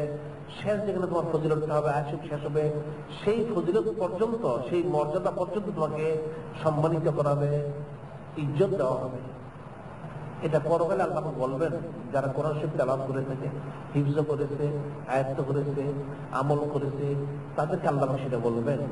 যারা আমল করেছে, ইলম বা আমল, তারাই শুধু তেলাওয়াত করতে পারবে এবং তারাই মর্যাদা লাভ করবে। আর যারা ইলম বা আমল নয়, পড়েছে ঠিকই কিন্তু আমল করেনি, তারা কিন্তু সেখানে পারবে না, সেখানে তারা এই ফজিলত অর্জন করতে পারবে না। কাজে কোরআন শরীফ ইহকালে সম্মানিত করবে, পরকালেও সম্মানিত করবে। কোরআন শরীফ শুধু তেলাওয়াত করলে, হাদিস শরীফ রয়েছে কোরআন শরীফ শুধু যদি কেউ দেখে, তাকিয়ে থাকে, তাতে তার গুনাহ ঝরে যায়। সুবহানাল্লাহ। কোরআন শরীফের দিকে তাকিয়ে থাকলে তার গুনাহ ঝরে যায়। কিতাবে বর্ণিত রয়েছে কয়েকটা বিষয়ের প্রতি দৃষ্টি করলে গুনাহ ঝরে যায়। যেমন কাবা শরীফ, কাবা শরীফের দিকে তাকিয়ে থাকলে গুনাহ ঝরতে থাকে। রওজা শরীফের দিকে তাকিয়ে থাকলে গুনাহ ঝরতে থাকবে। কোরআন শরীফের দিকে তাকিয়ে থাকলে গুনাহ ঝরতে থাকে। ঠিক একইভাবে আবার আল্লাহ পাকের হাবিব আখিরি নবী হুজুর পাক সাল্লাল্লাহু আলাইহি ওয়াসাল্লামের প্রতি যারা তাকিয়ে থাকবে তাদেরও গুনাহ ঝরবে। যারা পিতা মাতার প্রতি তাকিয়ে থাকবে তাদেরও গুনাহ ঝরবে। পিতা মাতার দিকে তাকিয়ে থাকলে গুনাহ ঝরে থাকে। আবার ঠিক যারা আল্লাহ পাকের হাবিবের কায়েম মুকাম আউলিয়া কেরাম, তাদের দিকে তাকিয়ে থাকলেও গুনাহ ঝরতে থাকে। সুবহানাল্লাহ। যে কোরআন শরীফের দিকে তাকিয়ে থাকলেও বান্দার গুনাহ ঝরতে থাকে। এটা তাকিয়ে থাকলে গুনাহ ঝরে, তেলাওয়াত করলে সে ফজিলত পায়। প্রত্যেকটার মধ্যেই ফজিলত রয়েছে। হাদিস এসেছে عن انس رضي الله تعالى عنه قال قال رسول الله صلى الله عليه وسلم ان لله اهلين من الناس ইন্না লিল্লাহি আহলিনা মিনান নাস ক্বালু মান হুম ইয়া রাসূলুল্লাহ সাল্লাল্লাহু আলাইহি সাল্লাম ক্বালা আহলুল কুরআন হুম আহলুল খাসাতুহু। হযরত আনাস বিন মালিক রাদিয়াল্লাহু তাআলা বলেন, আল্লাহর হাবিব ইরশাদ করেন, নিশ্চয়ই ইন্না লিল্লাহি আহলিনা মিনান নাস, নিশ্চয়ই মানুষের মধ্যে আল্লাহ পাকের পরিবারের কিছু লোক রয়েছেন। সুবহানাল্লাহ। ক্বালু মান হুম ইয়া রাসূলুল্লাহ সাল্লাল্লাহু আলাইহি সাল্লাম। হযরত সাহাবায়ে কিরাম রাদিয়াল্লাহু তাআলা জিজ্ঞাসা করলেন, বললেন, হে আল্লাহ পাকের হাবিব, মানুষের মধ্যে আবার আল্লাহ পাকের পরিবারের লোক কারা রয়েছে? মানুষের মধ্যে আল্লাহ পাকের পরিবারের লোক কারা রয়েছে? মান হুম? ক্বালা আহলুল কুরআন হুম আহলুল খাসাতুহু। যারা আহলে কোরআন, কোরআন শরীফ অনুযায়ী যারা আমল করে থাকে, আদেশ নির্দেশ যথাযথ পালন করে থাকে, তারাই হচ্ছে আল্লাহ পাকের পরিবারের অন্তর্ভুক্ত এবং খাস লোকের অন্তর্ভুক্ত। সুবহানাল্লাহ। যারা কোরআন শরীফ তেলাওয়াত করে থাকে, সে অনুযায়ী আমল করে থাকে, তারাই হচ্ছে আল্লাহ পাকের খাস লোক, তারাই হচ্ছে আল্লাহ পাকের পরিবারের অন্তর্ভুক্ত। সুবহানাল্লাহ। এত মর্যাদা রয়েছে আহলে কোরআন, যারা অর্থাৎ যারা কোরআন শরীফ অনুযায়ী ইলম এবং আমল করবে। কোরআন শরীফ তেলাওয়াতের মধ্যে ফজিলত, বুজুর্গি। হাদিস রয়েছে আন ইবনে মাসউদ রাদিয়াল্লাহু তাআলা আনহু قال قال رسول الله صلى الله عليه وسلم من قرأ حرفا من كتاب الله فله به حسنة والحسنة بأمثالها ولا أقول ألف لام ميم حرف بل ألف حرف لام حرف ميم حرف। হযরত আব্দুল্লাহ বিন মাসউদ রাদিয়াল্লাহু তাআলা বলেন, আল্লাহ পাকের হাবিব ইরশাদ করেন, মান কারা হারফা মিন কিতাবিল্লাহ ফালাহু বিহি হাসানাহ। যে আল্লাহ পাকের কালাম কোরআন শরীফ তেলাওয়াত করবে, অক্ষর তেলাওয়াত করবে, একটা অক্ষর তেলাওয়াত করবে, তার জন্য নেকি রয়েছে। ওয়াল হাসানাতু বিআশরাতিহা, যে প্রত্যেকটা নেকিতে তার 1 এ 10, অর্থাৎ একটা অক্ষর তেলাওয়াত করলে তাকে কমপক্ষে 10টা নেকি দেওয়া হবে। সুবহানাল্লাহ। এটা বলে আল্লাহ পাকের হাবিব নিজ থেকেই বলতেছেন যে দেখো, আমি বলি না যে আলিফ লাম মিম একটা অক্ষর, বরং আলিফ একটা অক্ষর, লাম একটা অক্ষর, মিম একটা অক্ষর, প্রতিটি অক্ষরের বিনিময়ে কমপক্ষে তাকে 10টা নেকি দেওয়া হবে। সুবহানাল্লাহ। এটা সোজা কথা নয়। একজন বান্দা কোরআন শরীফ তেলাওয়াত করবে, প্রতি অক্ষরে তাকে 10টা নেকি দেওয়া হবে। এটা কখন? যখন কোনো ব্যক্তি অজু ব্যতীত, অজু ছাড়া, কারো অজু নেই, এখন সে মুখস্থ তেলাওয়াত করতেছে, মৌখিক তেলাওয়াত করতেছে, এখন তেলাওয়াত করার কারণে প্রতি অক্ষরে আল্লাহ পাক তাকে কমপক্ষে 10টা নেকি দান করবেন। সুবহানাল্লাহ। যখন সেই বান্দা অজু সহকারে তেলাওয়াত করবে, অজু সহকারে, যখন কেউ অজু সহকারে কোরআন শরীফ তেলাওয়াত করে, তখন প্রতি অক্ষরে তাকে কমপক্ষে 25টা নেকি দেওয়া হয়। সুবহানাল্লাহ। আর যখন কেউ নামাজের মধ্যে বসে বসে কোরআন শরীফ তেলাওয়াত করবে, বসে যখন নামাজ পড়ে তখন তো কোরআন শরীফ তেলাওয়াত করতে হবে। বসে নামাজের মধ্যে যখন কেউ কোরআন শরীফ তেলাওয়াত করবে, তখন প্রতি অক্ষরে তাকে কমপক্ষে 50টা নেকি দেওয়া হবে। সুবহানাল্লাহ। আর যখন মানুষ দাঁড়িয়ে নামাজের মধ্যে কোরআন শরীফ তেলাওয়াত করে, মানুষ তো সাধারণত দাঁড়িয়ে সকলে নামাজ পড়ে থাকে, অসুস্থ হলে অথবা নফল নামাজ, বিশেষ হালকি নফল, সেটা বসে পড়তে হয়। বিতির নামাজের পরে যে 2 রাকাত হালকি নফল রয়েছে, সেটা বসে পড়তে হয়, বসে পড়াটাই সুন্নত, সেখানে মানুষ বসে পড়ে। এছাড়া সমস্ত নামাজের সামনে মানুষ দাঁড়িয়ে পড়ে, যদি ওজুর মাজুর সে না হয়, অসুস্থ না হয়। দাঁড়িয়ে যখন নামাজ পড়ে, প্রতি রাকাতে কমপক্ষে প্রতি অক্ষরে, নামাজে দাঁড়িয়ে কোরআন শরীফ তেলাওয়াত করলে প্রতি অক্ষরে কমপক্ষে তাকে 100 নেকি দেওয়া হবে। সুবহানাল্লাহ। 100 নেকি।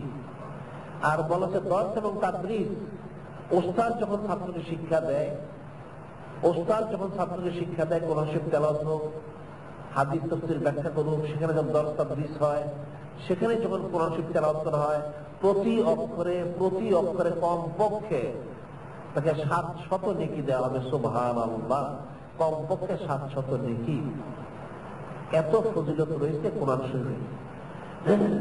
সেটা এবার অন্য হাদিসে বলা হয়েছে, আয়েশা রাদিয়াল্লাহু তাআলা আনহা আন্নান নবিয়্য সাল্লাল্লাহু আলাইহি ওয়াসাল্লাম ক্বালা কিরাতুল কোরআনে ফি সলাতে আফজালু মিন কিরাতুল কোরআনে ফি গায়রিস সালাহ ওয়া কিরাতুল কোরআনে ফি গায়রিস সালাতে আফজালু মিন আত-তাসবিহ ওয়া তাকবীর ওয়া তাসবিহ ওয়া তাকবীর আফজালু মিন আস-সাদাকা ওয়া সাদাকাতু আফজালু মিন আস-সাওম ওয়া আস-সাওমু জুন্নাহ।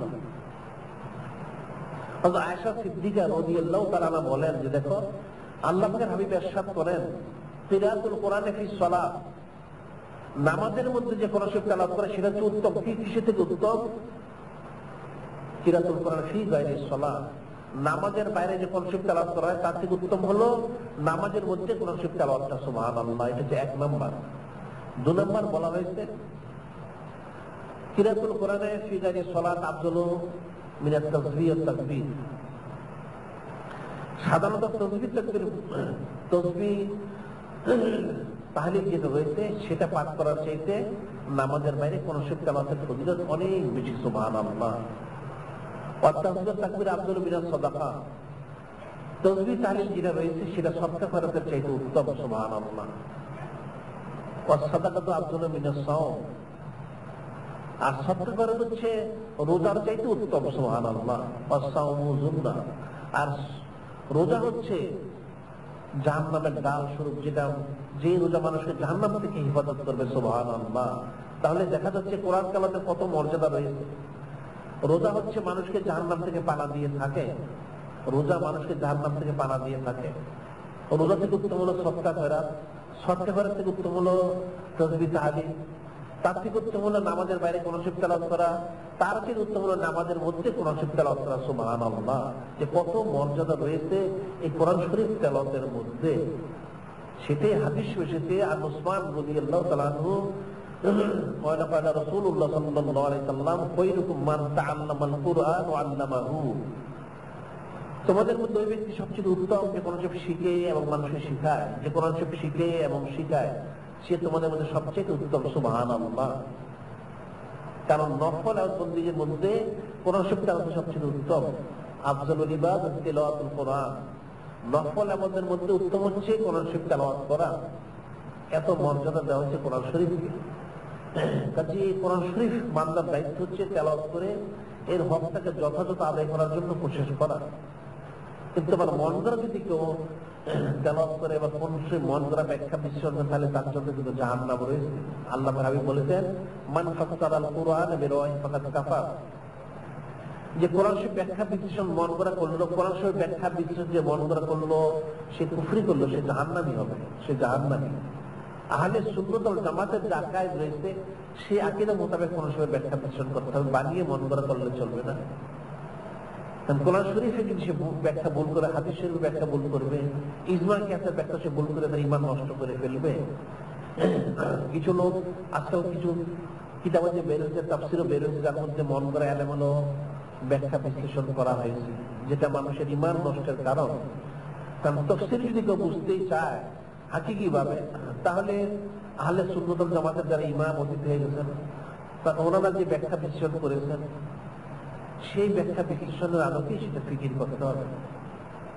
এখন অনেকে আধুনিক তাফসীর নাম দিয়ে যে ব্যাখ্যা বিশ্লেষণ করে থাকে সেটা সম্পূর্ণ আহলে সুন্নাত ওয়াল জামাতের আকীদা বহির্ভূত। এ থেকে ইস্তেগফার তওবা করতে হবে। কারণ কিছু লোক বলে থাকে কোরআন শরীফ তো রয়েছে, কোরআন শরীফের কাছে সেখান থেকে আমরা সব ফয়সালা করে নিব। আল্লাহ হাবিব বলেছেন শুধু যারা আহলে কোরআন দাবি করে, অর্থাৎ যারা শুধু কোরআন শরীফ মানে, হাদিস শরীফ যারা মানে না তারা কাফির। যারা হাদিস শরীফ মানবে না, শুধু কোরআন শরীফ মানবে এটা দাবি করবে, তারা কাটটা কাফির। আর যারা বলে আমরা শুধু কোরআন হাদিস মানি, ইজমা কিয়াস মানি না, তারা গোমরাহ বেদাতি। কারণ ইজমা কিয়াস ব্যতীত কোরআন হাদিস সে বুঝতে পারবে না, ইজমা কিয়াস ব্যতীত সে কোরআন হাদিস তাকে বোঝা সম্ভব নয়। কোরআন শরীফ যে সে পেল, হাদিস শরীফ পেল, কার মাধ্যমে সে পেল? সেটা ইমাম মুজতাহিদের মাধ্যমে পেয়েছে। যদি ইমাম মুজতাহিদের কাউল সে না মানে, ইজমা কিয়াস না মানে, তাহলে কোরআন হাদিস তাদেরকে মানা সম্ভব হবে না। কারণ কোরআন হাদিস ইমাম মুজতাহিদরা আমাদের কাছে পৌঁছিয়েছেন, আল্লাহ পাক সরাসরি আমাদের কাছে পৌঁছাননি, আল্লাহ পাকের হাবিব আমাদের কাছে পৌঁছাননি।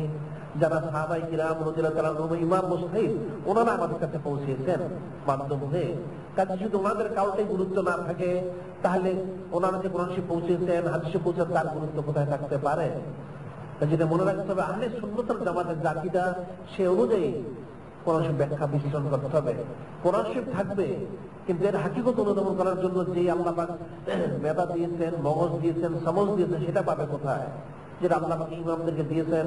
ইমাম আযম আবু হানিফা রাহমাতুল্লাহ, ইমাম যারা অতীত হয়েছেন, তাদের যে বুঝ, যে সমজ, যে আকল, সেটা তো পাওয়া যাবে না। কোরআন শরীফ পাওয়া যাবে, হাদিস শরীফ পাওয়া যাবে। এর ব্যাখ্যা বিশ্লেষণ যারা করেছেন, তাদের যে আল্লাহ সমজ দিয়েছিলেন, সেটা কোথায় পাওয়া যাবে? ওনাদের আমল, ওনাদের আখলাক, ওনাদের সিরত, যেটা শুনলেই মানুষ হেদায়েত হয়ে যায়, দেখা তো প্রশ্ন আসে না। আর এখন যারা বলেছে তাদের আমল দেখে মানুষ গোমরাহ হয়ে যায়, নাউযুবিল্লাহ। সেটা একটা ঘটনা বললে বোঝা যাবে। সেটা হচ্ছে যে কোরআন শরীফ থাকবে কিয়ামত পর্যন্ত, হাদিস শরীফও থাকবে, সবই পাবে, কিন্তু এর হাকিকত পাবে কোথায়? এর ব্যাখ্যা একটা ঘটনা শুনলে বোঝা যাবে যে আহলে সুন্নাত ওয়াল জামাতের যে আকীদা, ইমাম মুজতাহিদের যে ইজমা কিয়াস, এর কত গুরুত্ব রয়েছে, ওনাদের যে ব্যাখ্যা বিশ্লেষণ, তার কত গুরুত্ব রয়েছে। কিতাবে বর্ণিত রয়েছে যে হযরত আমিরুল মুমিনিন সাইয়্যিদ আহমদ শহীদ বেরলভী রহমাতুল্লাহ আলাইহি, হযরত আমিরুল মুমিনিন সাইয়্যিদ আহমদ শহীদ বেরলভী রহমাতুল্লাহ, আল্লাহ পাকের ওলি, তিনি ওনার জামানার মুজাদ্দিদ। তিনি 13 শতকের মুজাদ্দিদ ছিলেন হযরত সাইয়্যিদ আহমদ বেরলভী রহমাতুল্লাহ আলাইহি, আল্লাহ পাকের খালেস ওলি, তিনি আওলাদে রাসূল। ওনার লক্ষ লক্ষ মুরিদ ছিল, কোটি কোটি মুরিদ ছিল। উনি, ওনার এক মুরিদ, তার মেয়ের বিয়ে দিবে, সে আর্থিক তার অভাব রয়েছে। এখন মুরিদ পীর সাহেবের কাছে লজ্জার কারণে বলতে পারে না, কিন্তু মুরিদের যিনি স্ত্রী, তিনিও পীর সাহেবের মুরিদ। দুজনে মোটামুটি পীর সাহেবের মোটামুটি মহব্বত রাখেন। স্ত্রী যিনি মহিলা, তিনি বললেন ওনার স্বামীকে যে আপনি কাজ করুন, যিনি আমাদের শায়েখ, আল্লাহ পাকের ওলি, মুজাদ্দিদ, ওনার কাছে আপনি বলুন মেয়ের বিয়ের ব্যাপারে। আল্লাহ পাকের ওলি দোয়া করলে আল্লাহ পাক সহজেই ব্যবস্থা করে দিবেন। সেই স্বামী, সে লজ্জা বোধ করে বলার জন্য, স্ত্রী বারবার বলার কারণে শেষ পর্যন্ত স্বামী সেদিন বলল যে আমাদের একটা মেয়ে রয়েছে, তাকে আমরা বিয়ে দিতে যাচ্ছিলাম, কিন্তু আর্থিক অনটনের কারণে বিয়ে দিতে পারছি না, আপনি তো দোয়া করবেন। আল্লাহ পাকের ওলি হযরত সাইয়্যিদ আহমদ বেরলভী রাহমাতুল্লাহ আলাইহি, তিনি বললেন ঠিক আছে যাও, আমি দোয়া করে যে আল্লাহ পাক ব্যবস্থা করে দিবেন। এটা বলে লোকটাকে বিদায় করে দিলেন। লোকটা কিছু দূর যাওয়ার পর আবার লোকটাকে ডাক দিলেন যে এদিকে আসো। লোকটা আসলো। তিনি বললেন এক কাজ করো, একটা মাটির টুকরা নিয়ে আসো। লোকটা তার কিছু আর্থিক অনটনের কথা বলেছিল, মাটির টুকরাটা নিয়ে আসলো। নিয়ে আসার পরে তিনি সে লোকের সামনে বললেন যে রাখো সামনে। সে রাখলো সেখানে। তার সামনে তিনি আওয়াজ করে আউযু বিল্লাহি মিনাশ শাইতানির রাজিম বিসমিল্লাহির রহমানির রহিম বলে সূরা ইখলাস পাঠ করলেন। এটা বলে কুল হুয়াল্লাহু আহাদ আল্লাহুস সামাদ লাম ইয়ালিদ ওয়া লাম ইউলাদ ওয়া লাম ইয়াকুল লাহু কুফুয়ান আহাদ, এটা বলে ফু দিলেন। একবার, দুবার, তিনবার। ফু দেওয়ার সাথে সাথে দেখা গেল আল্লাহ পাকের কুদরত, সে মাটির টুকরাটা স্বর্ণ হয়ে গেল। সুবহানাল্লাহ। এটা ছোট মাটির টুকরা, সে দিতে পীর সাহেব আদেশ করেছেন। তিনি বললেন যে ওইটা বাজারে নিয়ে যেটা বিক্রি করে যে পয়সা পাবে সেটা দিয়ে মেয়ের বিয়ে দিয়ে দিও। লোকটা মনে, লোকটাকে বুঝতে ত্রুটি ছিল, তার আকল সমাজ কম ছিল। লোকটা মনে মনে ফিকির করলো এই ছোট স্বর্ণের টুকরে বাজার বিক্রি করলে কত টাকা আর পাওয়া যাবে। সে মাটিতে বা রাস্তাতে আশেপাশে পানিতে একটা পুকুরে ফেলে দিল। বাড়িতে চলে গেল। বাড়িতে গিয়ে তার স্ত্রীকে বললো এক কাজ করো, একটা বড় মাটির টুকরা নিয়ে আসো। স্ত্রী তার শক্তি সামর্থ্য অনুযায়ী একটা বড় মাটির টুকরা এনে রাখলো তার সামনে। সে ওযু গোসল করে পাক পবিত্র হয়ে বসে সে আউযু বিল্লাহি বিসমিল্লাহ পাঠ করে সূরা ইখলাস করে ফু দিতে লাগলো সেটার মধ্যে। একবার, দুবার, তিনবার ফু দিল। ফু দিয়ে সে তাকিয়ে দেখে এটা স্বর্ণ হয়েছে কিনা। এটা তো স্বর্ণ হয়নি, এটা মাটি রয়ে গেছে।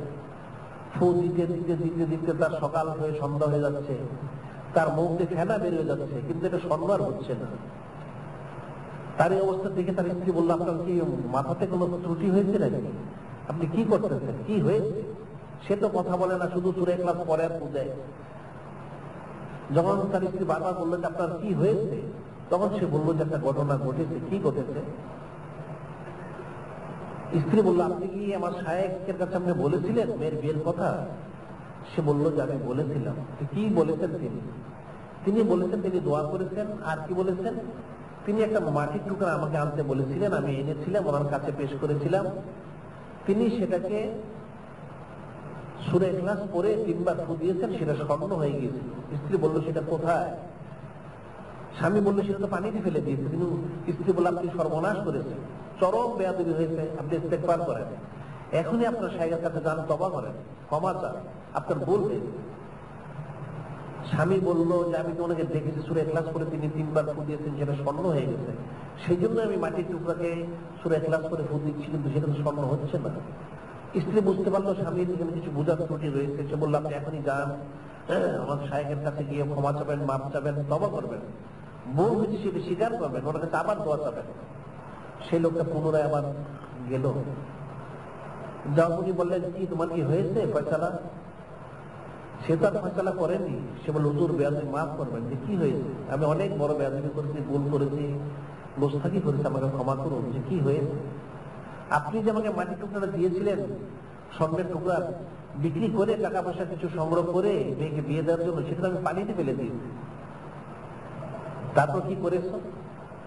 আমি তো অনেক বড় মাটির টুকরা নিয়ে তাতে সূরা ইখলাস করে ফু দিয়েছি, অনেক বড়, শত শতবার, 1000 বার ফু দিয়েছি, সকাল থেকে সন্ধ্যা পর্যন্ত, কিন্তু সেটা তো স্বর্ণ হয়নি। তিনি বললেন হে নাদান, তুমি তো সূরা ইখলাস পাবে, কোরআন শরীফও পাবে, কিন্তু আমার এই জবানটা তুমি কোথায় পাবে? এটা তো তুমি পাবে না। তুমি সূরা ইখলাস পাবে, সেটা তেলাওয়াত করতে পারবে বিশুদ্ধ পাবে, কিন্তু আমার জবান তো তুমি পাবে না। কি করে সেটা স্বর্ণ হবে? যাও আরেকটা মাটির টুকরা নিয়ে আসো। সে আরেকটা মাটির টুকরা নিয়ে আসলো। তিনি একইভাবে সূরা ইখলাস পড়ে 3 বার ফু দিলেন, আবারও সেটা স্বর্ণ হয়ে গেল। সুবহানাল্লাহ। বললেন যাও এটা নিয়ে বিক্রি করে মেয়ের বিয়ের ব্যবস্থা করো। সে তাই চলে গেল। তো আমার বলার যে উদ্দেশ্য সেটা হচ্ছে সূরা ইখলাস থাকবে, কোরআন শরীফ থাকবে, ব্যাখ্যা তারা করতে পারবে, বিশ্লেষণ করতে পারবে, কিন্তু ইমাম মুজতাহিদের অতীত হয়েছেন, তাদের সে সমস্ত আকল, আল্লাহ ভীতি, তাকওয়া পরেশগারি, সেটা তারা কোথায় পাবে? সেটা তো পাওয়া যাবে না।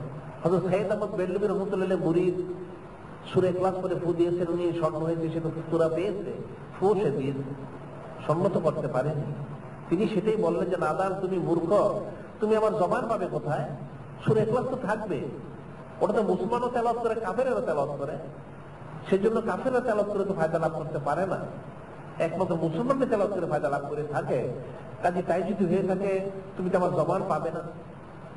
ঠিক সে আউলিয়া কেরাম যারা ইমাম মুজতাহিদ, তাদের যে মগজ মেধা, তাদের যে আল্লাহ পাক খোদাই মদদ, খোদাই ইলিম যে দান করেছেন, সেটা তারা কোথায় পাবে? সেটা তো পাবে না। কাজী সেজন্য বলা হচ্ছে কোরআন শরীফকে তার ব্যাখ্যা বিশ্লেষণ করতে হবে, বুঝতে হবে। তবে আহলে সুন্নাত ওয়াল জামাতের যে আকীদা রয়েছে সে অনুযায়ী ওই বানানো মন গড়া তাফসীর যদি কেউ করে এবং সেটা পড়ে, তাহলে তার ঈমান নষ্ট হয়ে যাবে, সে গোমরা হয়ে যাবে, আল্লাহ থেকে সে মাহরুম হয়ে যাবে। ইমাম মুজতাহিদ যে ফয়সালা করেছেন, যে ইজমা কিয়াস করেছেন, যে তাফসীর করেছেন, সেই আলোকেই সেটা বলতে হবে। এর খেলাফ যদি কেউ বলে তাহলে গোমরা হয়ে যায়। আজকাল কিছু লোক নতুন পয়দা হয়েছে, ইলম নেই, কালাম নেই, যাদের যোগ্যতা বলতে কিছুই নেই, তারা সেই ইমাম মুজতাহিদের মধ্যেও কথা বলার চেষ্টা করে। তারা বলে কোরআন শরীফ রয়েছে, হাদিস শরীফ রয়েছে, তাহলে আমরা কেন ইজমা কিয়াস মানতে যাব? নাউযুবিল্লাহ। তুমি তো কোরআন হাদিস বুঝো না, সেই জন্য তুমি কথা বলেছো। যে কোরআন হাদিস যে হাকিকত রয়েছে সে বুঝটা কোথায়? যে ইমামে আযম আবু হানিফা রাহমাতুল্লাহ বেমিসাল ইমাম, বা সেই ইমাম মুজতাহিদ যারা ছিলেন তারা প্রত্যেকে বেমিসাল, ওনাদের তাকওয়া ওনাদেরকে পরেজগারি, সেটা কোথায় পাওয়া যাবে? যে ইমামে আযম আবু হানিফা রাহমাতুল্লাহ একটা মুস্তাহাব তরফার জন্য 20 বছরের নামাজ তিনি দৌড়ায় পড়েছেন। সুবহানাল্লাহ। কিতাবে বর্ণিত রয়েছে, জামে রুস কিতাবে সেটা বর্ণিত রয়েছে। ইমামে আযম আবু হানিফা রাহমাতুল্লাহ তাহকিক করার পূর্বে ওযুর মধ্যে একটা মাসআলা রয়েছে, এটা আপনারা সকলেই স্মরণ রাখবেন। ওযুতে পা যখন ধোয়া, দুইটা ওযুর সময়, ধোয়ার সময় বাঁ হাতের ছোট আঙ্গুল দিয়ে পায়ের যে আঙ্গুলগুলো খিলাইল করতে হয়, পায়ের আঙ্গুলের তল দিয়ে খিলাইল করতে হয়। খিলাইল করে লম্বা করে একটা টান দিতে, এটা হচ্ছে মুস্তাহাব সুন্নত। ইমামে আযম আবু হানিফা রাহমাতুল্লাহ তাহকিক হওয়ার পূর্বে 20 বছর নামাজ পড়েছেন উপর দিয়ে খিলাইল করে। যখন তাহকিক হলো তখন তিনি নিচ দিয়ে খিলাইল করে এবং টান দিয়ে 20 বছরের নামাজ দোহরায় করেছিলেন। সুবহানাল্লাহ। এত তাকওয়া পরেজগারি, সেই তাকওয়া পরেজগারি কোথায় পাওয়া যাবে? বেমিসাল তাকওয়া হবে। এখন তো মুস্তাহাব সুন্নতে কোনো গুরুত্বই নেই, ফরজ ওয়াজিব তরফ থেকে যে তারা আলেম সুফি দরবেশ নাম দিয়ে, তাহলে এদের মধ্যে কি খোদাই মদত থাকতে পারে, কিসের মিল্লাতুল্লাহ ইলমা থাকতে পারে? কাজে সেটা মনে রাখতে হবে, কোরআন শরীফ তাকে বোঝার মধ্যে বোঝার চেষ্টা করতে হবে। বানিয়ে মন করা যাদের ইলম নেই, কালাম নেই, তাদের সেই চটকদার কথা শুনে এর আলোচনা ব্যাখ্যা বিশ্লেষণ অনুধাবন যদি করতে যায়, তাহলে তার ইমান নষ্ট হয়ে যাবে। যেভাবে যেটা বর্ণনা রয়েছে ঠিক সেটা সেভাবেই বোঝার চেষ্টা করতে হবে। সেটি আল্লাহ বলেছেন, যালিকাল কিতাবু লা রাইবা ফীহি হুদাল লিল মুত্তাকিন। আল্লাহ পাকের কিতাব এমন এক কিতাব যার মধ্যে কোনো সন্দেহ নেই, এটা হেদায়েত দিয়ে থাকে যারা একমাত্র মুত্তাকি তাদেরকেই। একমাত্র যারা মুত্তাকি পরেজগার রয়েছে, যাদের মধ্যে আল্লাহ ভীতি রয়েছে, তারাই শুধু হেদায়েত লাভ করে থাকে। এর হাকিকি সমঝ তারাই শুধু লাভ করে থাকে। আর যাদের তাকওয়া নেই, পরেজগারি নেই, তারা তো সেটা পারবে না। তাকওয়া কাকে বলে? পরেজগারি হচ্ছে আল্লাহ ভীতি। একদিক থেকে অর্থ হচ্ছে আল্লাহ ভীতি, আরেক দিক থেকে তার অর্থ হচ্ছে আল্লাহ পাকের হাবিব আখিরি নবী হুজুর পাক সাল্লাল্লাহু আলাইহি সাল্লামের ইত্তেবা, সুন্নতের ইত্তেবা। যে যত বেশি সুন্নতের ইত্তেবা করবে, তার মধ্যে তত তাকওয়া পরেজগারি আসবে। আর তাকওয়া পরেজগারি যত বেশি হবে, আল্লাহ ভীতি যত বেশি, ততই সে আল্লাহর মতে মত হবে, আল্লাহ রাসূলের পথে পথ হবে। আল্লাহর মতে মত হবে, আল্লাহর পথে পথ হবে। কারণ সাধারণভাবে তাকওয়া হচ্ছে আল্লাহ ভীতি। একটা যে কোনো জিনিস মানুষ যখন ভয় পায়, একটা লোক যখন একটা খুব পিচ্ছিল রাস্তা, যেখানে মানুষ হাঁটলে স্লিপ কাটবে, পড়ে যাওয়ার সম্ভাবনা আছে, পড়ে যাওয়ার সম্ভাবনা, সেখানে মানুষ খুব সাবধানে আস্তে আস্তে হাঁটে। একটা লোককে যদি 50 তলার উপর তুলে দেওয়া হয়, তার চারপাশে কোনো রেলিং না থাকে, সে কখনো কিনারে যাবে না, সে মধ্যে দিয়ে হাঁটবে। কারণ কিনারে যদি যায়, সে স্লিপ করে পড়ে যেতে পারে। এটা তার তাকওয়া। রাস্তা যখন মানুষ হাঁটে, গাড়ি ঘোড়ার সামনে পিছনে আসতে থাকে, সে খুব কিনারা দিয়ে হাঁটে, সতর্কতার সহিত যাতে গাড়ি ঘোড়া তার গায়ের উপর না ওঠে। এই যে তার একটা ভীতি, সে প্রত্যেকের দিকে বেঁচে থাকার জন্য কোশিশ করে। ঠিক আল্লাহ ভীতি হচ্ছে সেটাই, যে আল্লাহ পাকের মতের খেলাফ যে পথগুলো রয়েছে, আল্লাহ রাসূলের মতের খেলাফ যে মত পথ রয়েছে, সেটা থেকে বেঁচে থাকার জন্য যে সতর্কতা অবলম্বন করবে, সে হচ্ছে মুত্তাকি, সেটা হচ্ছে তাকওয়া। যে আল্লাহর মতের খেলাফ, আল্লাহ পাকের হাবিবের পথের খেলাফ যে মত পথগুলো রয়েছে, সেটা থেকে বেঁচে থাকার জন্য যে সতর্কতার সহিত কোরআন হাদিস অনুযায়ী চলবে, সে হচ্ছে মুত্তাকি। দুনিয়াবী দৃষ্টিতে যেমন সে তাকওয়া অবলম্বন করলো, পরেজগারি ইখতিয়ার করলো, সাবধানে রাস্তাঘাটে চললো যাতে অ্যাক্সিডেন্ট না হয়, পায়ে চলো, গাড়িতে চলো, সতর্কতার সহিত চলে যাতে কোনো দুর্ঘটনা না ঘটে, কোনো দুর্ঘটনা না ঘটে। ঠিক দুনিয়াবী জিন্দেগিতে তার আমলের ক্ষেত্রে যেন কোনো দুর্ঘটনা না ঘটে, সেজন্য আল্লাহর মত, আল্লাহর হাবিবের যে পথ রয়েছে, সেটার উপর যে দায় কায়েম থাকবে, এর থেকে যে ব্যতিক্রম রয়েছে সেটা থেকে যে সতর্ক থাকবে, সাবধান থাকবে, সাবধান থেকে এই মতে, এই পথে যে চলবে, সেই হাকিকি মুত্তাকি। এবং সেটা করার জন্য সুন্নতের ইত্তেবা দরকার রয়েছে। এই সুন্নতের ইত্তেবা করলেই তার পক্ষে সেটা সহজ হবে, সম্ভব। অন্যথায় হাকিকি তাকওয়া যদি কারোর মধ্যে না থাকে, সে তো কোনোদিন আল্লাহ পাকের সন্তুষ্টি পাবে না, আল্লাহ পাকের হাবিবেরও সে সন্তুষ্টি পাবে না। সেটাই আল্লাহ পাক বলেছেন, আল্লাহু ওয়া রাসূলুহু আহাক্কু বিরুহু ইন কানু মুমিনিন। যদি কেউ মুমিন হয়ে থাকে, তার দায়িত্ব কর্তব্য হলো আল্লাহ পাক এবং তার হাবিব সাল্লাল্লাহু আলাইহি ওয়াসাল্লাম সে যেন সন্তুষ্ট করে। ওনারাই সন্তুষ্টি পাওয়ার সমধিক উপযুক্ত, ওনারাই সন্তুষ্টি পাওয়ার সমধিক উপযুক্ত। কাজে আমল, ইলম, আমল, ইখলাস, তিনটা যথাযথ অর্জন করতে হবে। এবং সেটি অর্জনের মূল মাধ্যম কোরআন শরীফ 1 নম্বর, 2 নম্বর হাদিস শরীফ, 3 নম্বর ইজমা ও কিয়াস, 3 এবং 4। কাজে সেটার উপর দায়েম কায়েম থাকতে হবে। বানিয়ে মন গড়া ব্যাখ্যা বিশ্লেষণ, তার আলোচনা কোনোটাই করা যাবে না। যে যতটুকু এর বেশ থেকে এমন হবে, তার জন্য কামিয়াবি। হাদিসও রয়েছে, কোরআন শরীফ যে আয়াত করেছে, তার তো জান্নাত ওয়াজিব হয়েছে, যে আমল করেছে মামল। হাদিসও রয়েছে, عن علي رضي الله عنه من قرأ القرآن فاستظهره فعل حلال وحرم حرامه أدخله الجنة وشفعه فيه أشد من أهل بيته كلهم قد وجد الله النار।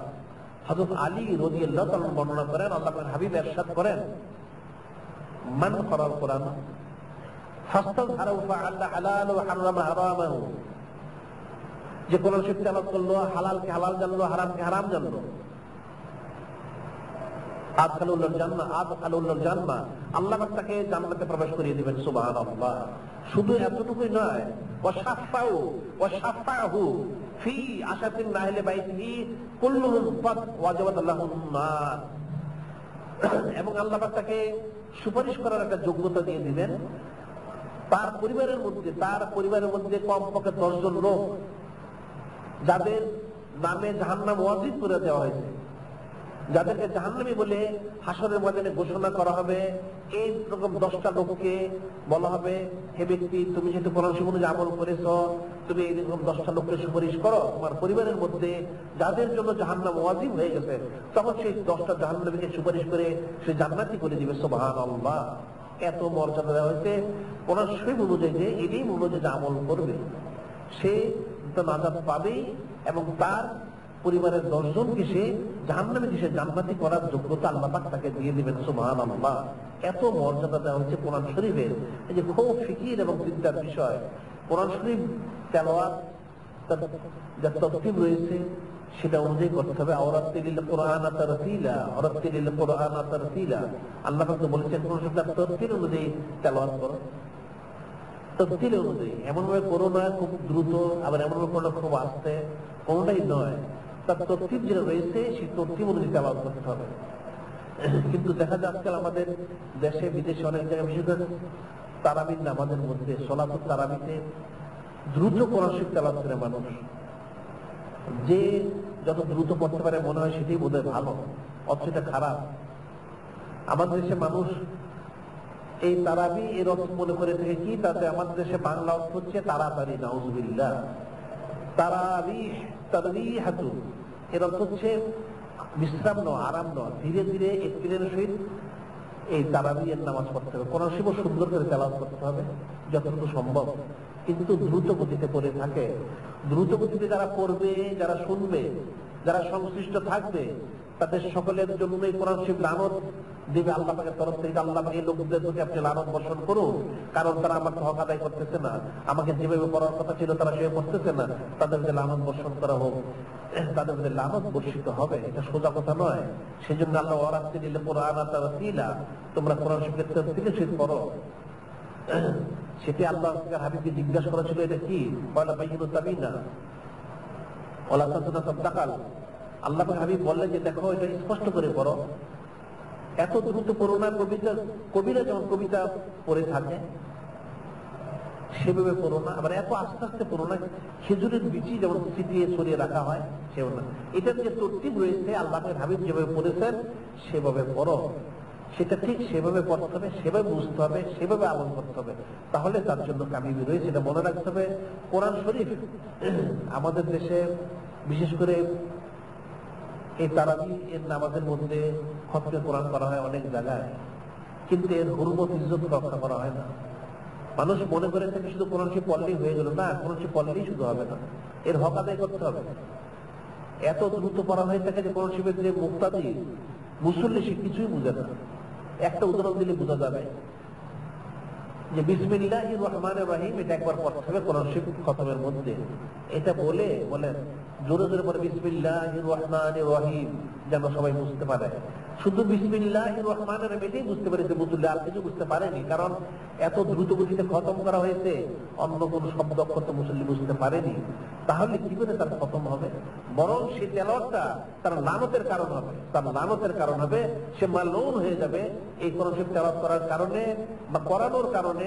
ইমাম, মুক্তাদি, মুসল্লি, কমিটির লোক, সংশ্লিষ্ট যারা রয়েছে সকলের উপরে কোরআন শরীফ লানত বর্ষণ করবে যে তোমরা এত দ্রুত গতিতে কেন করেছো, তোমাদের উচিত ছিল এটা তরতিব রক্ষা করে, ইজ্জত সম্মান রক্ষা করে এটা তেলাওয়াত করা।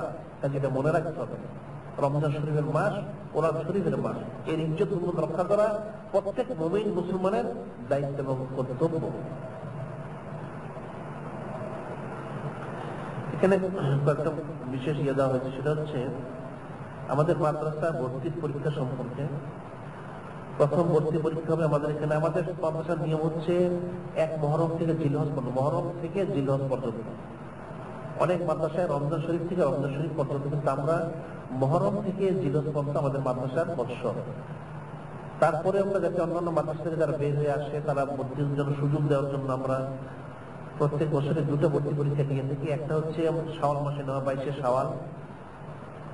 শাওয়াল, সেটা হচ্ছে 23শে ডিসেম্বর ইংরেজি হিসেবে, একটা রোজ শুক্রবার, সেটা হচ্ছে শুক্রবার সকাল 9টায়। আর দ্বিতীয় ভর্তি পরীক্ষা হবে 2রা জিলহজ, আর ইংরেজি হিসেবে সেটা হচ্ছে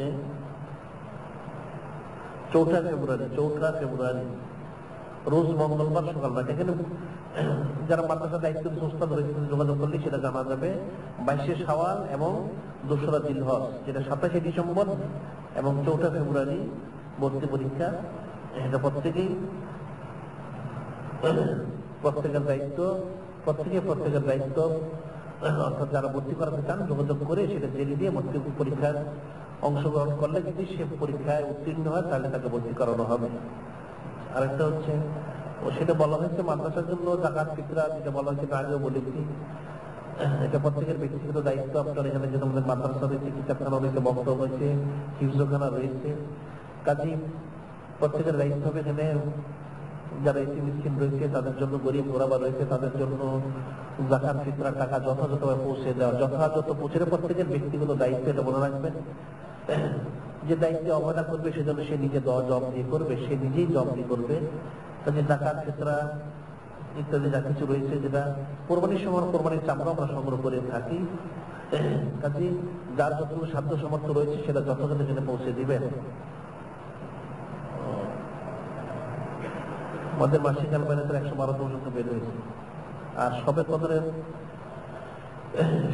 তো প্রত্যেক বেদর রাত্রিতেই কদর তালাশ করতে হবে। আল্লাহ পাক বলেছেন তাহরাউ লাইলাতুল কদর ফিল বিদ্রি বিল আশর আওয়াখির রমাদান, যে রমজানের শেষ 10 দিনের বেদর রাত্রিগুলি সবে কদর তালাশ করো, 21, 23, 25, 27, 29 এবং শেষ। এবং আমাদের দেশে বিদেশে হানাফি মাযহাব, বিশেষ করে হানাফি মাযহাবে যারা অন্তর্ভুক্ত, তারা 27শে রমজান শরীফকে অর্থাৎ 26 তারিখ দিবাগত রাত্রিকে প্রাধান্য দিয়ে থাকেন, আমরাও সেটা দিয়ে থাকি। সেই হিসেবে আমাদের এখানে আমরা প্রত্যেক বছর 27 অর্থাৎ 26 তারিখ দিবাগত রাত্রিতে 27শে রমজান শরীফে এখানে আমরা বন্দিগির ব্যবস্থা করে থাকি আলাদাভাবে। সেদিন আমাদের এখানে এশার নামাজটা একটু দেরি করে পড়া হয়ে থাকে। আমরা এশার নামাজটা পড়বো রাত্র 10:30টার সময়।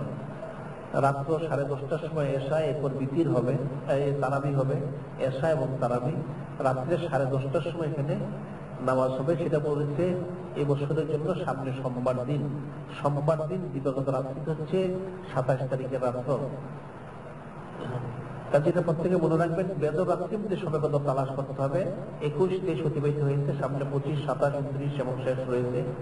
কাজে প্রত্যেকেই সে অনুযায়ী প্রত্যেক বেদর রাত্রি আবদ্ধি করবেন। আর খাস করে আমরা 27 তারিখে আবদ্ধি করবো। এখানে আসার নামাজ সেদিন হবে রাত্র 10:30টার সময়। আল্লাহ আমাদেরকে আল্লাহর মতে মত, আল্লাহর হাবিবের পথ তৌফিক দান করুন। যারা পরে এসেছেন 4 রাকাত কবুল করুন। ওয়া আখিরু দাওয়ানা আলহামদুলিল্লাহি রাব্বিল আলামিন। আসসালামু আলাইকুম।